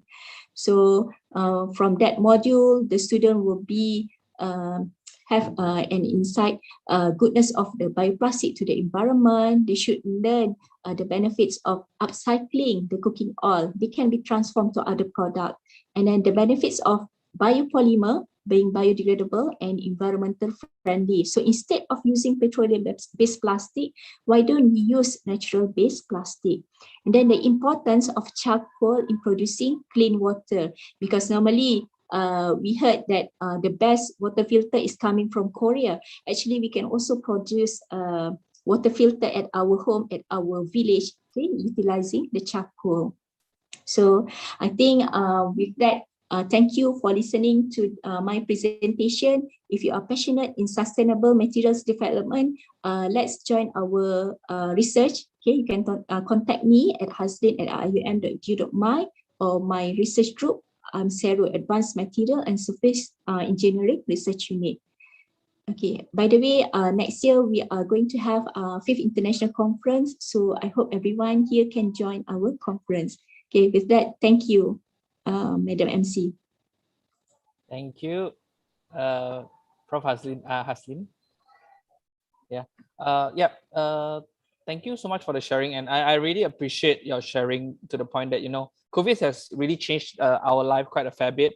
We have, I think, just 2 years ago, Greta Thunberg was still focusing on, you know, how to save the environment. Right now, we have no care of that anymore. We're just using masks like nobody's business, single-use plastic, everything, you know, it's, you know, the break is lost, you know, we just snowballed all the way. So yeah, thank you so much for bringing out this point, because it leads back to the point of how to create a green industry, how to create, you know, a green environment, basically, you know, this is how it's going to be, you know, if we continue on like this, and, you know, COVID is going to be here to stay for quite some time. It's going to most likely be a very, the most next common flu. But, you know, the fact is that we may not be able to stop using mask, and mask will be a common thing. Even, you know, our gloves and stuff like that, that could be the next common thing also. So and how do we manage it? That's very, very important. Thank you so much, Prof. Yeah, so I'll be inviting the other 3 speakers, Prof. Haslin, Mr. Kenneth Lee, and also Prof. Kim. Could you spotlight all of us, please? Yeah, MC.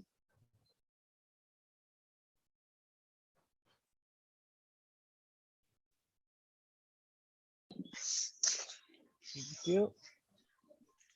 And Prof. Haslin. Yeah, thanks all. Yeah, so thank you so much for the sharing, the 3 of you. Really, really amazing talk. Just a quick recap. For this session, we are having it on the green industry, green research, and SDG. And the three of you have been sharing quite a fair bit about how things can develop. And what's important to note is that all three of you are actually coming from the other neighboring countries within Asia, and each of us in Asia has actually quite a very diverse development. Like I would say, Singapore, Korea, and Malaysia is relatively more advanced in a lot of the development. In Singapore by itself, we can see that Mr. Kenneth Lee is actually implementing his system a lot in universities. And for Prof. Hazin, you are moving towards the material, and the material is actually very important. That's a very important aspect. Another Prof. Kim is looking at the architectural perspective of things, right? So on that summary, I would like to put a question to the crowd. The crowd, if you have any question, please raise your hand. Please feel free, to just pop a question. And if you're interested in anything that's shared by any of the speakers, let's have a good discussion right now and see how we can take our discussion further.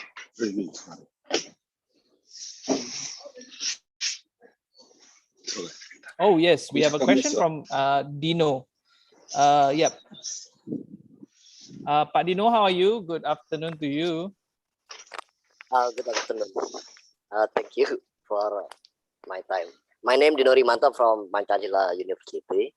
I just want to sharing my experience before. Maybe seems like Mrs. Haslin, because I also interesting to how to reduce the waste, especially plastic, etc. But I use a styrofoam, not as plastic, because the plastic, maybe there is a lot research in plastic material, so I choose styrofoam as a material for my research before, and I use for acoustic composite. And now I want to improve. I want to increase my material. So maybe you can share your experience about the material you use in your research. Over to you, Prof. Haslin. Okay. How should I address you, Dr. Dino? Yeah. Is it? Okay. Yeah. Thank you, Dr. Dino. Actually, if you are using styrofoam, so it is a thermoplastic base, right? Yeah. It is a petroleum base. Yeah. Yeah. So actually, okay, but I have one project utilizing PLA, and we try to make it into the foam. So we use supercritical carbon dioxide. So people are because we know that CO2 is everywhere. So we utilize CO2, and then because CO2, they have very good properties. We can say they are cheap.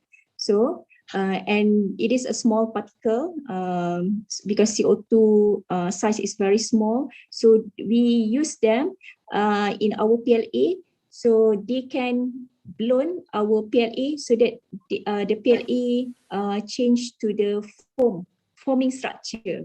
So actually you are reducing the CO2 by utilizing CO2. That is one way. Otherwise, normally what I did is doing composite material so that you can reduce the amount of plastic depending on what amount that you want. Okay. Thank you, Dr. Hazli. I would like to take this question further by asking Mr. Kenneth Lee and Dr. Prof. Kim. Material is something that's essential. Is there ways to, like raising for Mr. Kenneth Lee, is there ways to actually use IoT to reduce waste, that sense? Or how can we better manage waste? Because I've seen how you have reduced it. Can it be applied in a similar concept? Because we are in the age of Internet of Things and a lot of technological things. Yeah. Yeah, thanks for that, Kevin. I think there are many aspects in terms of reducing our CO2 emissions. Certainly, if you look at materials, materials have an impact in terms of how they behave and react over time.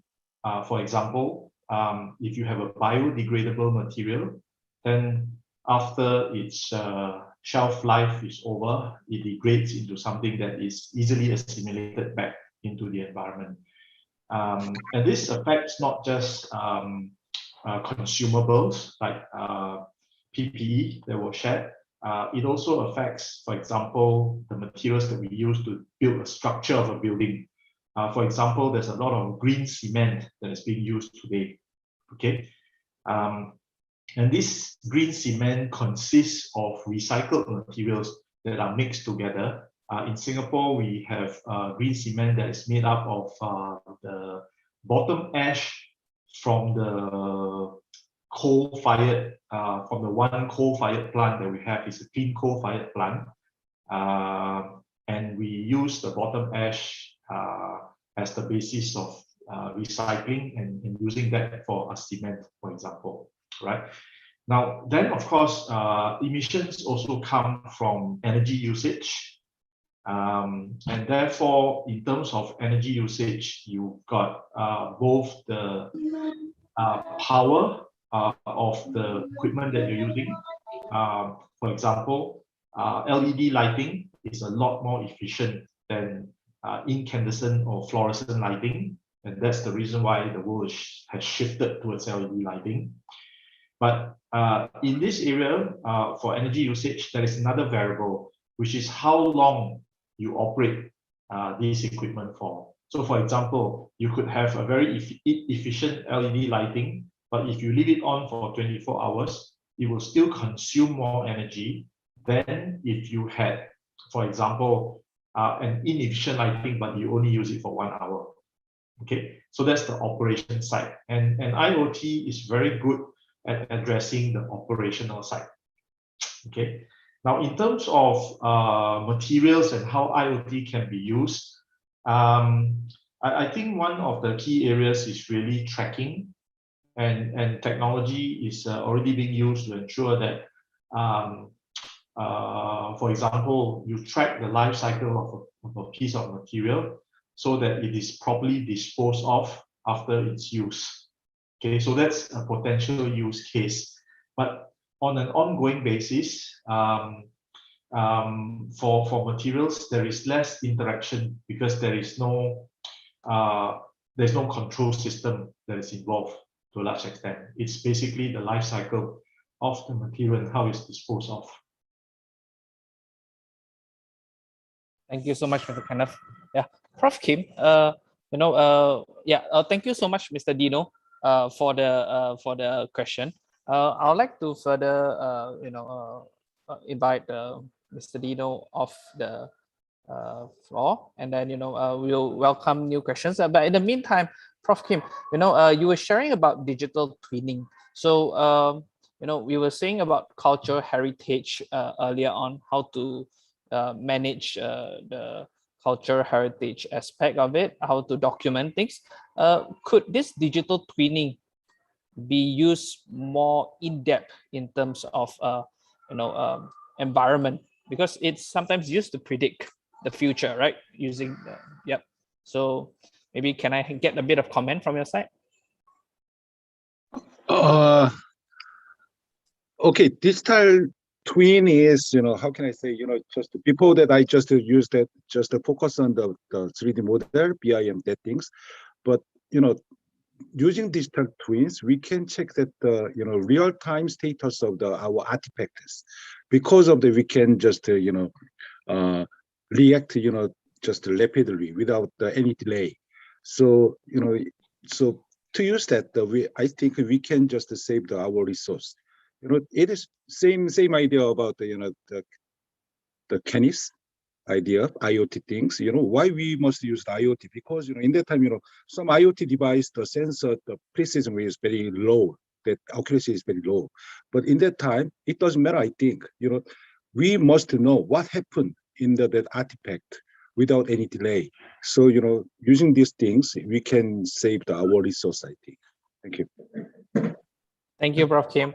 And now back to the crowd, please feel free to raise your hand and ask our three distinguished speakers, anything that you're interested in, how as Indonesians, can we learn from the other countries? What sort of things, those are the things that we could probably be asking. So please, I'm waiting for more questions. Anyone to raise the hand, please?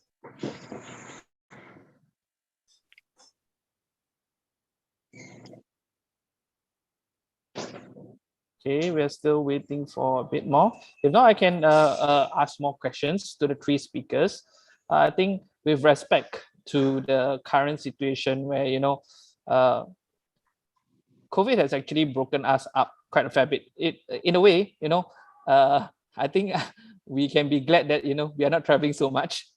With less traveling, as a matter of fact, you get to see brighter skies, cleaner skies. In fact, it is significantly reducing our carbon emission. So through this, because there was globalization back then, everyone was traveling. It's very cheap to travel, but right now it broke us up. So the point is that I'm very interested to see what's the perspective of each country in developing the sustainable development goals in terms of a green industry and also the green research in the coming years. I mean, maybe we can have it from Prof. Hazlin in case what will be the key focus for the whole of Malaysia, if you could share it. Thank you, Mr. Moderator.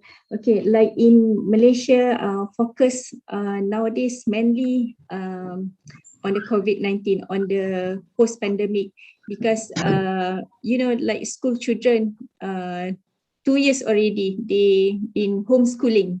So now we are moving, like in Kuala Lumpur, Selangor, we are moving to phase 4, which means the kids, they can go to school as early as 1st November, I think, the early November. So, but like even my kid, my 7 years old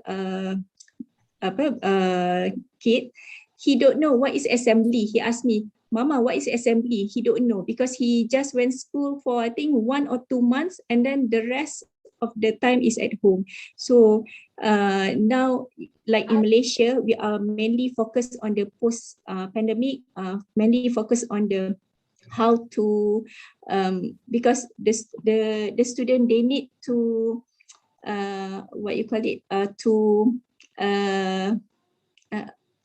because they are too comfort at home, because now to go to school, somehow they are afraid also because of the virus.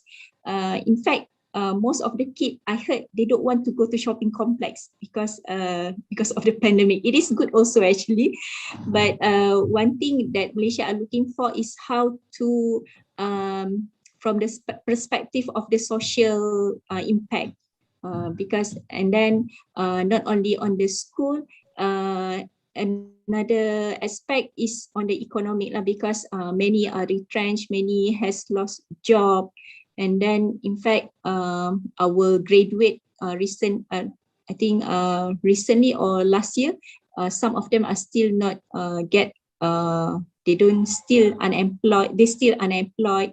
So those things like they are still we are still not that in a good economy. I think not only in Malaysia, other country as well. And then in terms of research, mainly we are focusing on the COVID.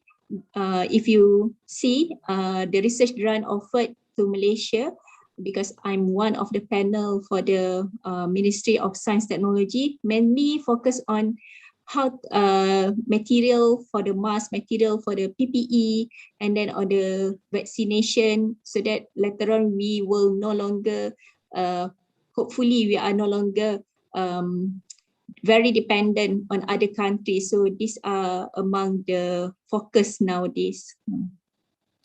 Thank you, Prof. Hazin. That brings me to one question, which is, I think, very similar case for many countries right now. You see, can we still focus on being green, with COVID?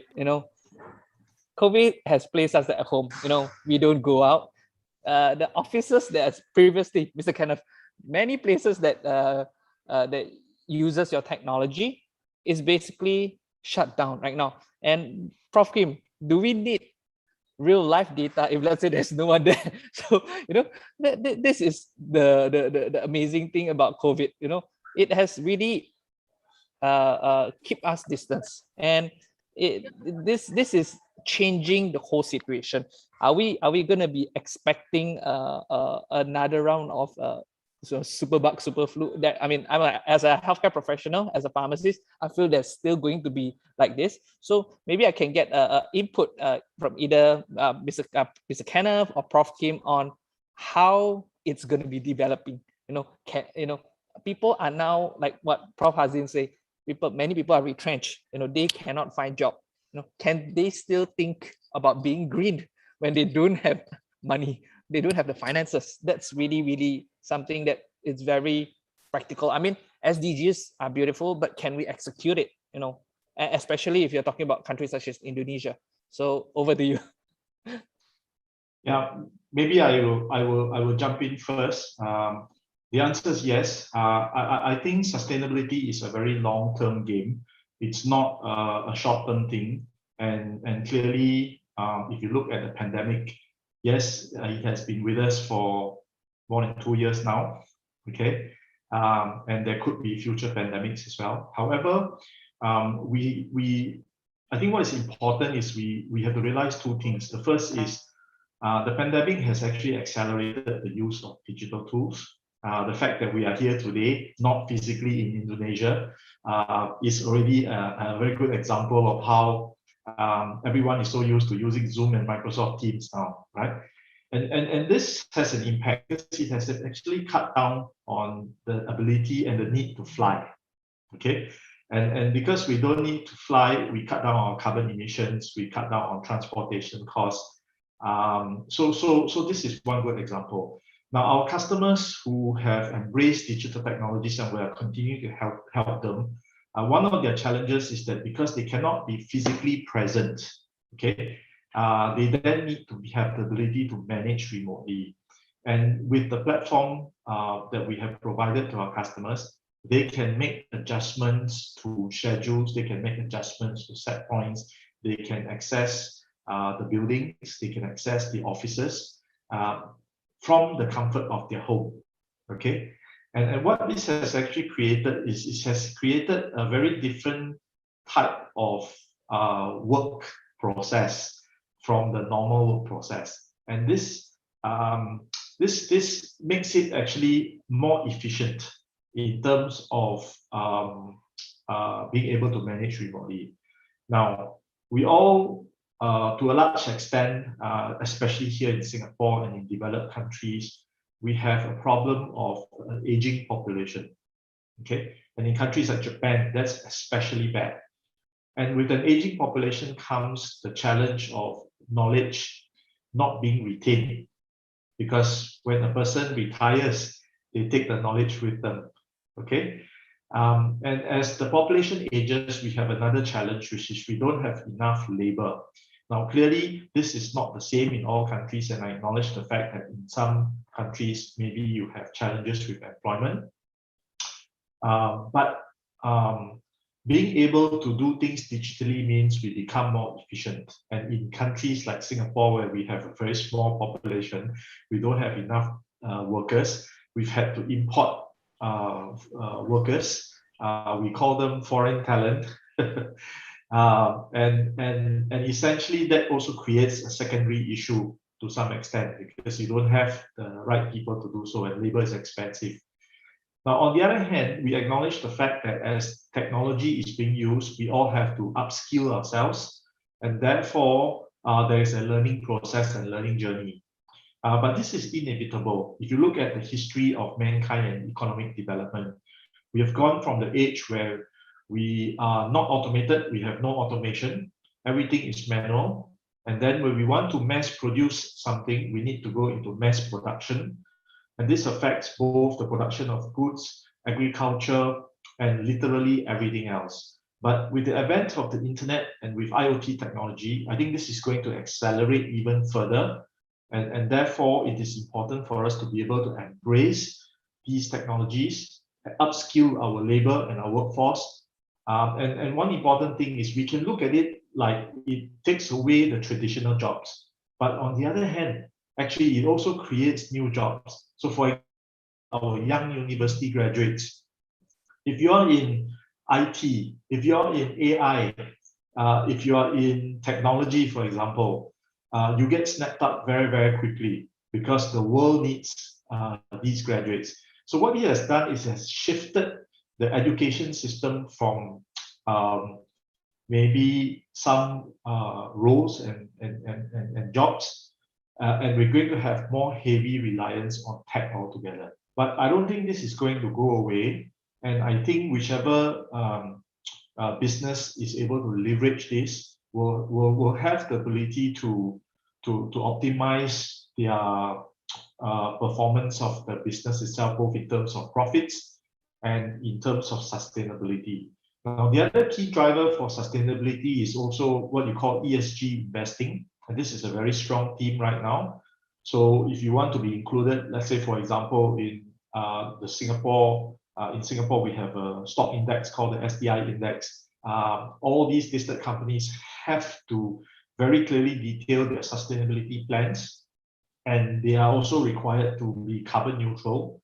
And that means that they have to buy carbon credits to offset their CO2 emissions if they are unable to become carbon neutral. So there are these sustainability goals that are filtering down from governments to businesses.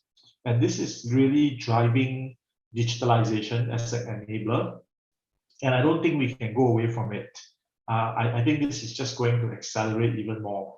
And examples of that really are the electrification of vehicles. And I think many of you may have heard the company called Tesla and how they've got electric vehicles on the road. And it's basically just taking the market by storm. And you've got the Chinese brands coming as well. And in 10 years' time, I think a big majority of the cars on the road are going to be electric vehicles once we have the charging infrastructure sorted out. Thank you so much, Mr. Kenneth. Yeah, over to Prof. Kim to do a bit of sharing on his perspectives.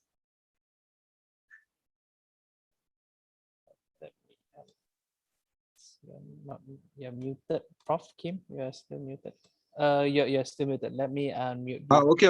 Okay, yes. Yeah, I muted that. Yeah, sorry. Okay. In Korea, we haven't had any lockdown in Korea. So because of the, during the COVID situation, we can go anywhere without any limitation. So, and our government just control the COVID virus well, I think. But because of the not much changes, but change thing is like this. Okay, everybody knows what is benefit of green things and the carbon zero the benefit, because nowadays in Korea, before COVID virus in Korea, air quality is not good. One of the reason is we Korean just complain to the Chinese government because of our air quality is so bad, but they just always answer that you don't have any evidence for this. But nowadays in Korea, the air quality is very nice because of it. Everybody knows what is benefit of the carbon zero things. In that time, because of everybody can support, if somebody say about we must reduce the carbon emission and we must do the green things, we must do the sustainable things. In that case, good thing is we can get the public the assistance to do this. That is one of the advantages, I think. And personally, I love that the COVID virus. That in Korea everybody drinks alcohol so much during the night time after work. But every pub and the restaurant, they can do that up to 10 o'clock. Because of that, we cannot drink so much. So COVID virus can help the Korean people's health well, I think, because we used to drink alcohol. So, but in that case, and then other thing is, every time, my friend just call me to drink enjoy the night time. But that time problem is they always stop the meeting, the kind of drinking meeting around the 2 a.m. But the meaning is the problem is, I must use a taxi to go home. But nowadays I don't need to do that because of the taxi industry is a big problem in Korea because their income is getting loose. But anyway, I love the COVID virus situation because of that things. But I just I hate the COVID virus, the COVID this situation because I cannot visit Malaysia and Indonesia. Last 2019, I visit Indonesia and Malaysia more than 6 times every year. But now I must stuck in my home. That is one of the bad things. And the other thing is many people die because of the COVID virus. It is so sad things, but everything has a bright side and dark side. So I think so. Thank you so much. Thank you. Yeah, thank you, Prof. Kim. Yeah, I think as summarized by the 3 speakers, while COVID is a very real situation, it doesn't stop us from improving ourselves. It's an opportunity for us to explore new things and actually further strengthen our understanding of green industry, supporting SDGs. I think that's the key thing that I've heard from all the 3 speakers, right? Yeah, sir and madam, please, the attendees, please feel free to post your questions at the chat, or if you feel like to raise your hand, I'll give it another maybe 1 to 2 minutes.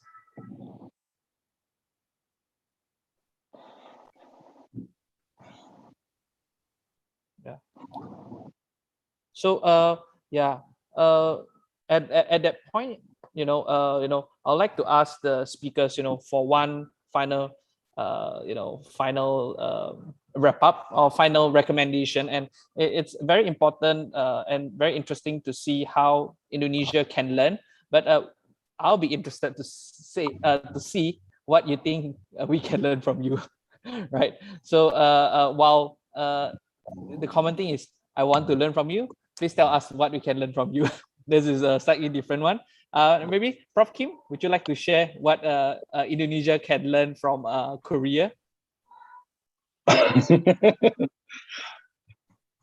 I think the Indonesia is well developed. I think because of the nowadays we are connected through the internet. So what can you learn from Korea? Yeah, I think nowadays globalization meaning is we have the same knowledge and our knowledge level is very similar. But only different thing is how we focus on the topics.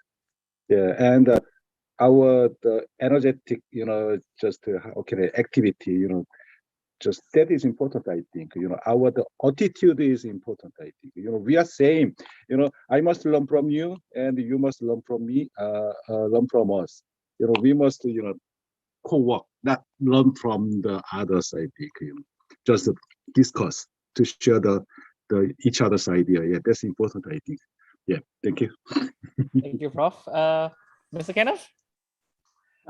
Yeah, I think every country, every situation is very different, and there's a very wide scope. Literally, I don't think it's just a single item itself. So I think the world is learning from each other, and COVID is a very good example. We learn from countries that have gone ahead of us to open up, to clamp down, and we are constantly learning. We're constantly studying data from other countries. But I think there are a few basic principles with regards to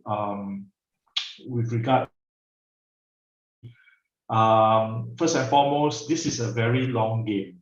Okay, it's not going to happen if you say, look, I run a campaign. This week is a sustainable week, and then next week we forget about it. So I think the projects and whatever that we are investing in is for the long term. Okay, so that's the first thing. The second thing is there are projects where you get immediate impact, and there are projects that take a longer time. So, for example, air quality, and I think Prof mentioned that in Korea you have air quality challenges. I think China we have air quality challenges, And air quality is something that you can't buy, okay? If you have poor air quality, you can't just put big fans in the air and suck up fresh air, for example, right? You can't fix that issue. So it's a long-term thing again. But we all know that when the lockdown happens in the different countries, our environment got better quite quickly, okay? So that is actually a sneak preview of the possibilities. But I think the key thing is we have to act now because there is long-term impact.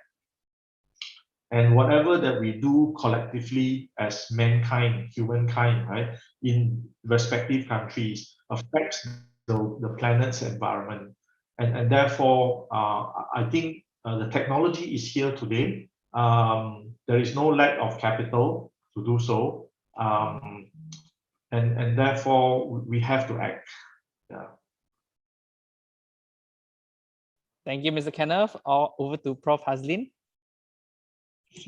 I think Prof. Kim and Prof. And Mr. Lee have well mentioned about the benefit, about the goodness of the about this pandemic. I think we learned a lot. Like Mr. Lee previously mentioned, there is a bad and good things about COVID-19, because even me previously, I refuse to use the online learning because we are lecturers. Sometimes we can also, because the teaching material is almost the same every semester. So why not record and then let's play it once in a while to the students. So maybe we can improve our speaking also. But it is very hard for me to learn to use the online learning. I don't know about the flip learning. This online learning I don't like because I'm not that young, because we use with the soft copy, all these things I don't like, because we prefer the hard copy, we prefer the things to be in the physical thing, right? But I think with this COVID-19, by hook or by crook, you have to take it. You have to learn how to use it. I think not only Malaysia, but other countries as well, we are taking, even though there is of course the bad thing about the COVID, what we collaborate, we learn many new things from this COVID. I think Mr. Moderator, not only Indonesia to learn from us, but I think I've learned a lot because you know, at the very beginning last year, Malaysia, the cases was very low, very little. And then I have also collaborated in Korea, and suddenly early this year when we had we had this online meeting, he asked me what is the number in Malaysia today. So at that time it was 7,000. So he was very shocked. He said, oh, in Korea it's only 700, but we still follow the SOP. He said, but because when first Malaysia was hit, it was very low, and we managed to control the situation. So we became very, it's like ignorant lah. We can, the shop is open, the kids, everybody can go to the playground. But when it hits again this year, early this year, middle of this year, until now we are in the third quarter. So I think everyone learn and lesson learned, because we don't want to take it simple. We have to take it very seriously, because COVID virus is in the nano scale. So we cannot see it, even though we say we cannot see, but it's actually there. So it is very, I think we've learned a lot from this COVID situation. All right. Thank you, Prof. Hazlin. Okay, one last question, apologies, from Mr. Farhan Fuman from University Pancasila, our host. You'd like to ask Prof. Kim, how do you make an environmentally friendly building with earthquake-resistant buildings in Indonesia? You're muted, Prof. Kim. Mute. Yeah. Muted. Okay, Yeah. I saw that the question, but I'm so sorry. I'm not. My major is not engineering, the structural engineering. So Okay. I cannot answer that. Sorry Sure. about it. No problem. Thank you, Prof. Kim. Yeah. So with that, bearing that in mind, thank you so much for the last sharing by all the speakers. And it's very interesting to see that how COVID pushes us and how we are able to develop ourselves further. Like what Mr. Lee mentioned. This COVID is actually giving us a sneak preview of life, what life can be, if let's say we reduce our carbon emission. We get instant reaction from the earth. Yeah, it's very beneficial, and the earth is cleaner. Yeah, but on the flip side also, there's a lot of challenges. We are forced out of our comfort zone, like what Prof Hasdin mentioned. She has to do online learning. But on the flip side, when I listened to her, I suddenly remember the universities are saving a lot of trees. You're no longer printing a lot of materials. Yeah? So that's another good side of it. On the architecture side, yeah, definitely. We are building less things. Maybe we are not using so much resources. So that's also quite good. So, there's good and bad for everything. So with that, thank you so much for all the three speakers. I'm gonna pass it back to the MC who will actually be sharing the certificate of appreciations to all the speakers. Thank you so much for today. Have a good day. Take care. Thank you. Thank you so much. Thank you. Thank you. Thank you. Thank you. Okay, thank you so much, Mr. Kevin, our moderator. So now we are stepping to the next agenda. E-certificate assignment will be given by Ibu Dr. Apoteker Novianti, MSc, and will be followed with the photo session.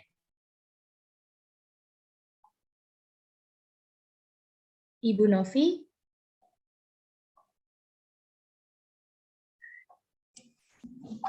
Sorry, yeah. Thank you, MC Miss Avia, and thank you to all speakers who shared their experiences during the webinar activity covering the Green Campus and the Sustainable Development Goals, and the moderator, of course, which has made this webinar more meaningful. First, Mr. Kenneth Lee. Please, Mr. Kenneth Lee, thanks to your excellent presentation, and please accept this digital certificate. Thank you for your time.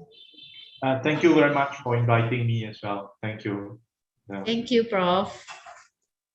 And then Prof. Eun-Yong Kim, thanks to your excellent presentation, and please accept this digital certificate. Thanks for your time, Prof. Thank you. Thank you so much. It is my second one.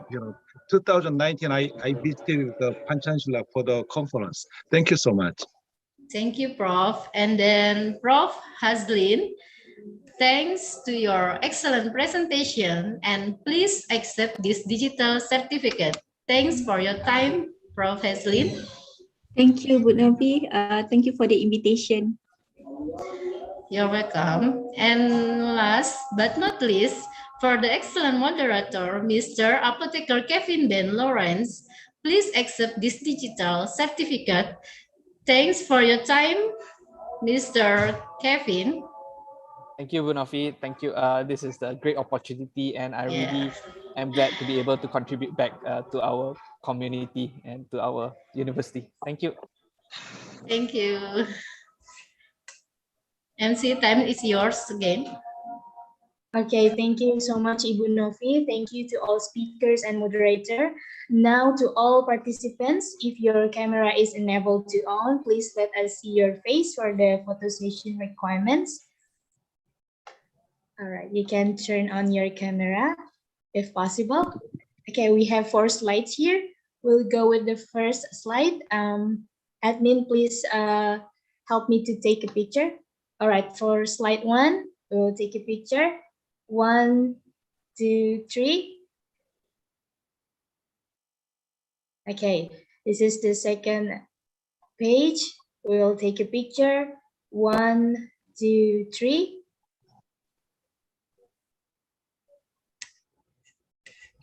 Okay, we're moving to the third page. 1, 2, 3. And we'll go with the last page. Okay, 1, 2, 3.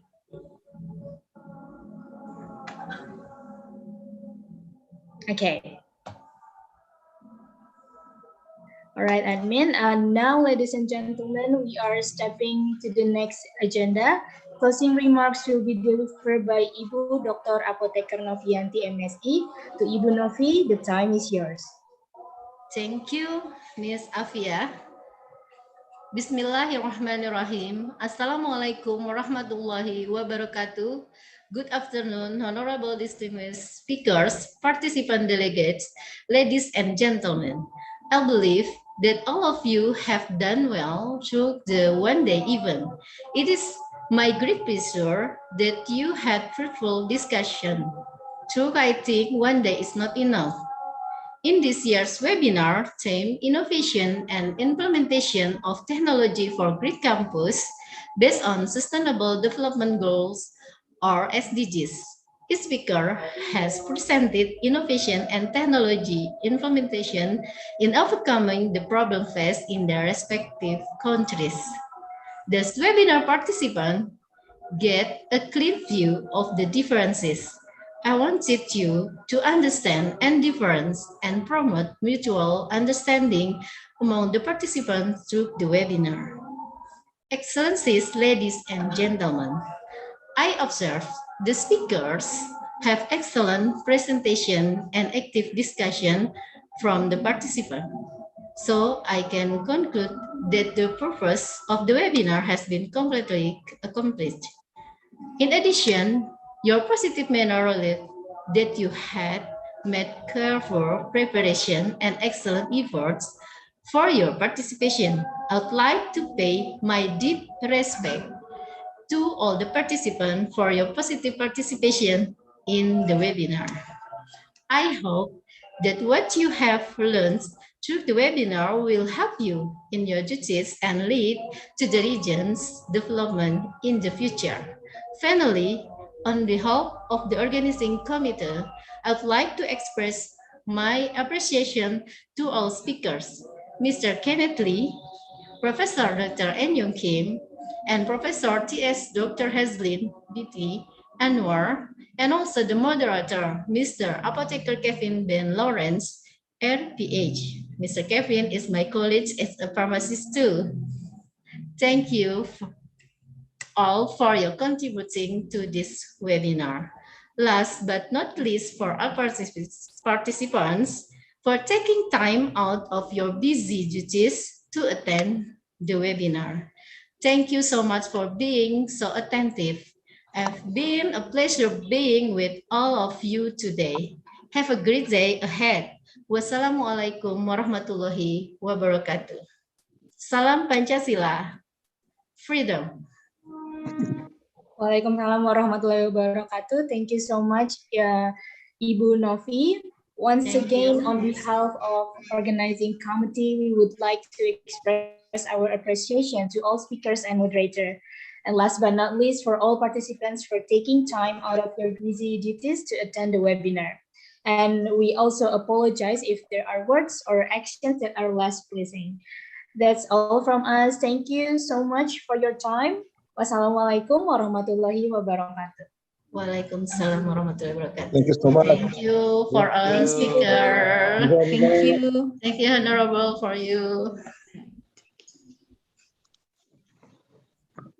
For me to leave, please.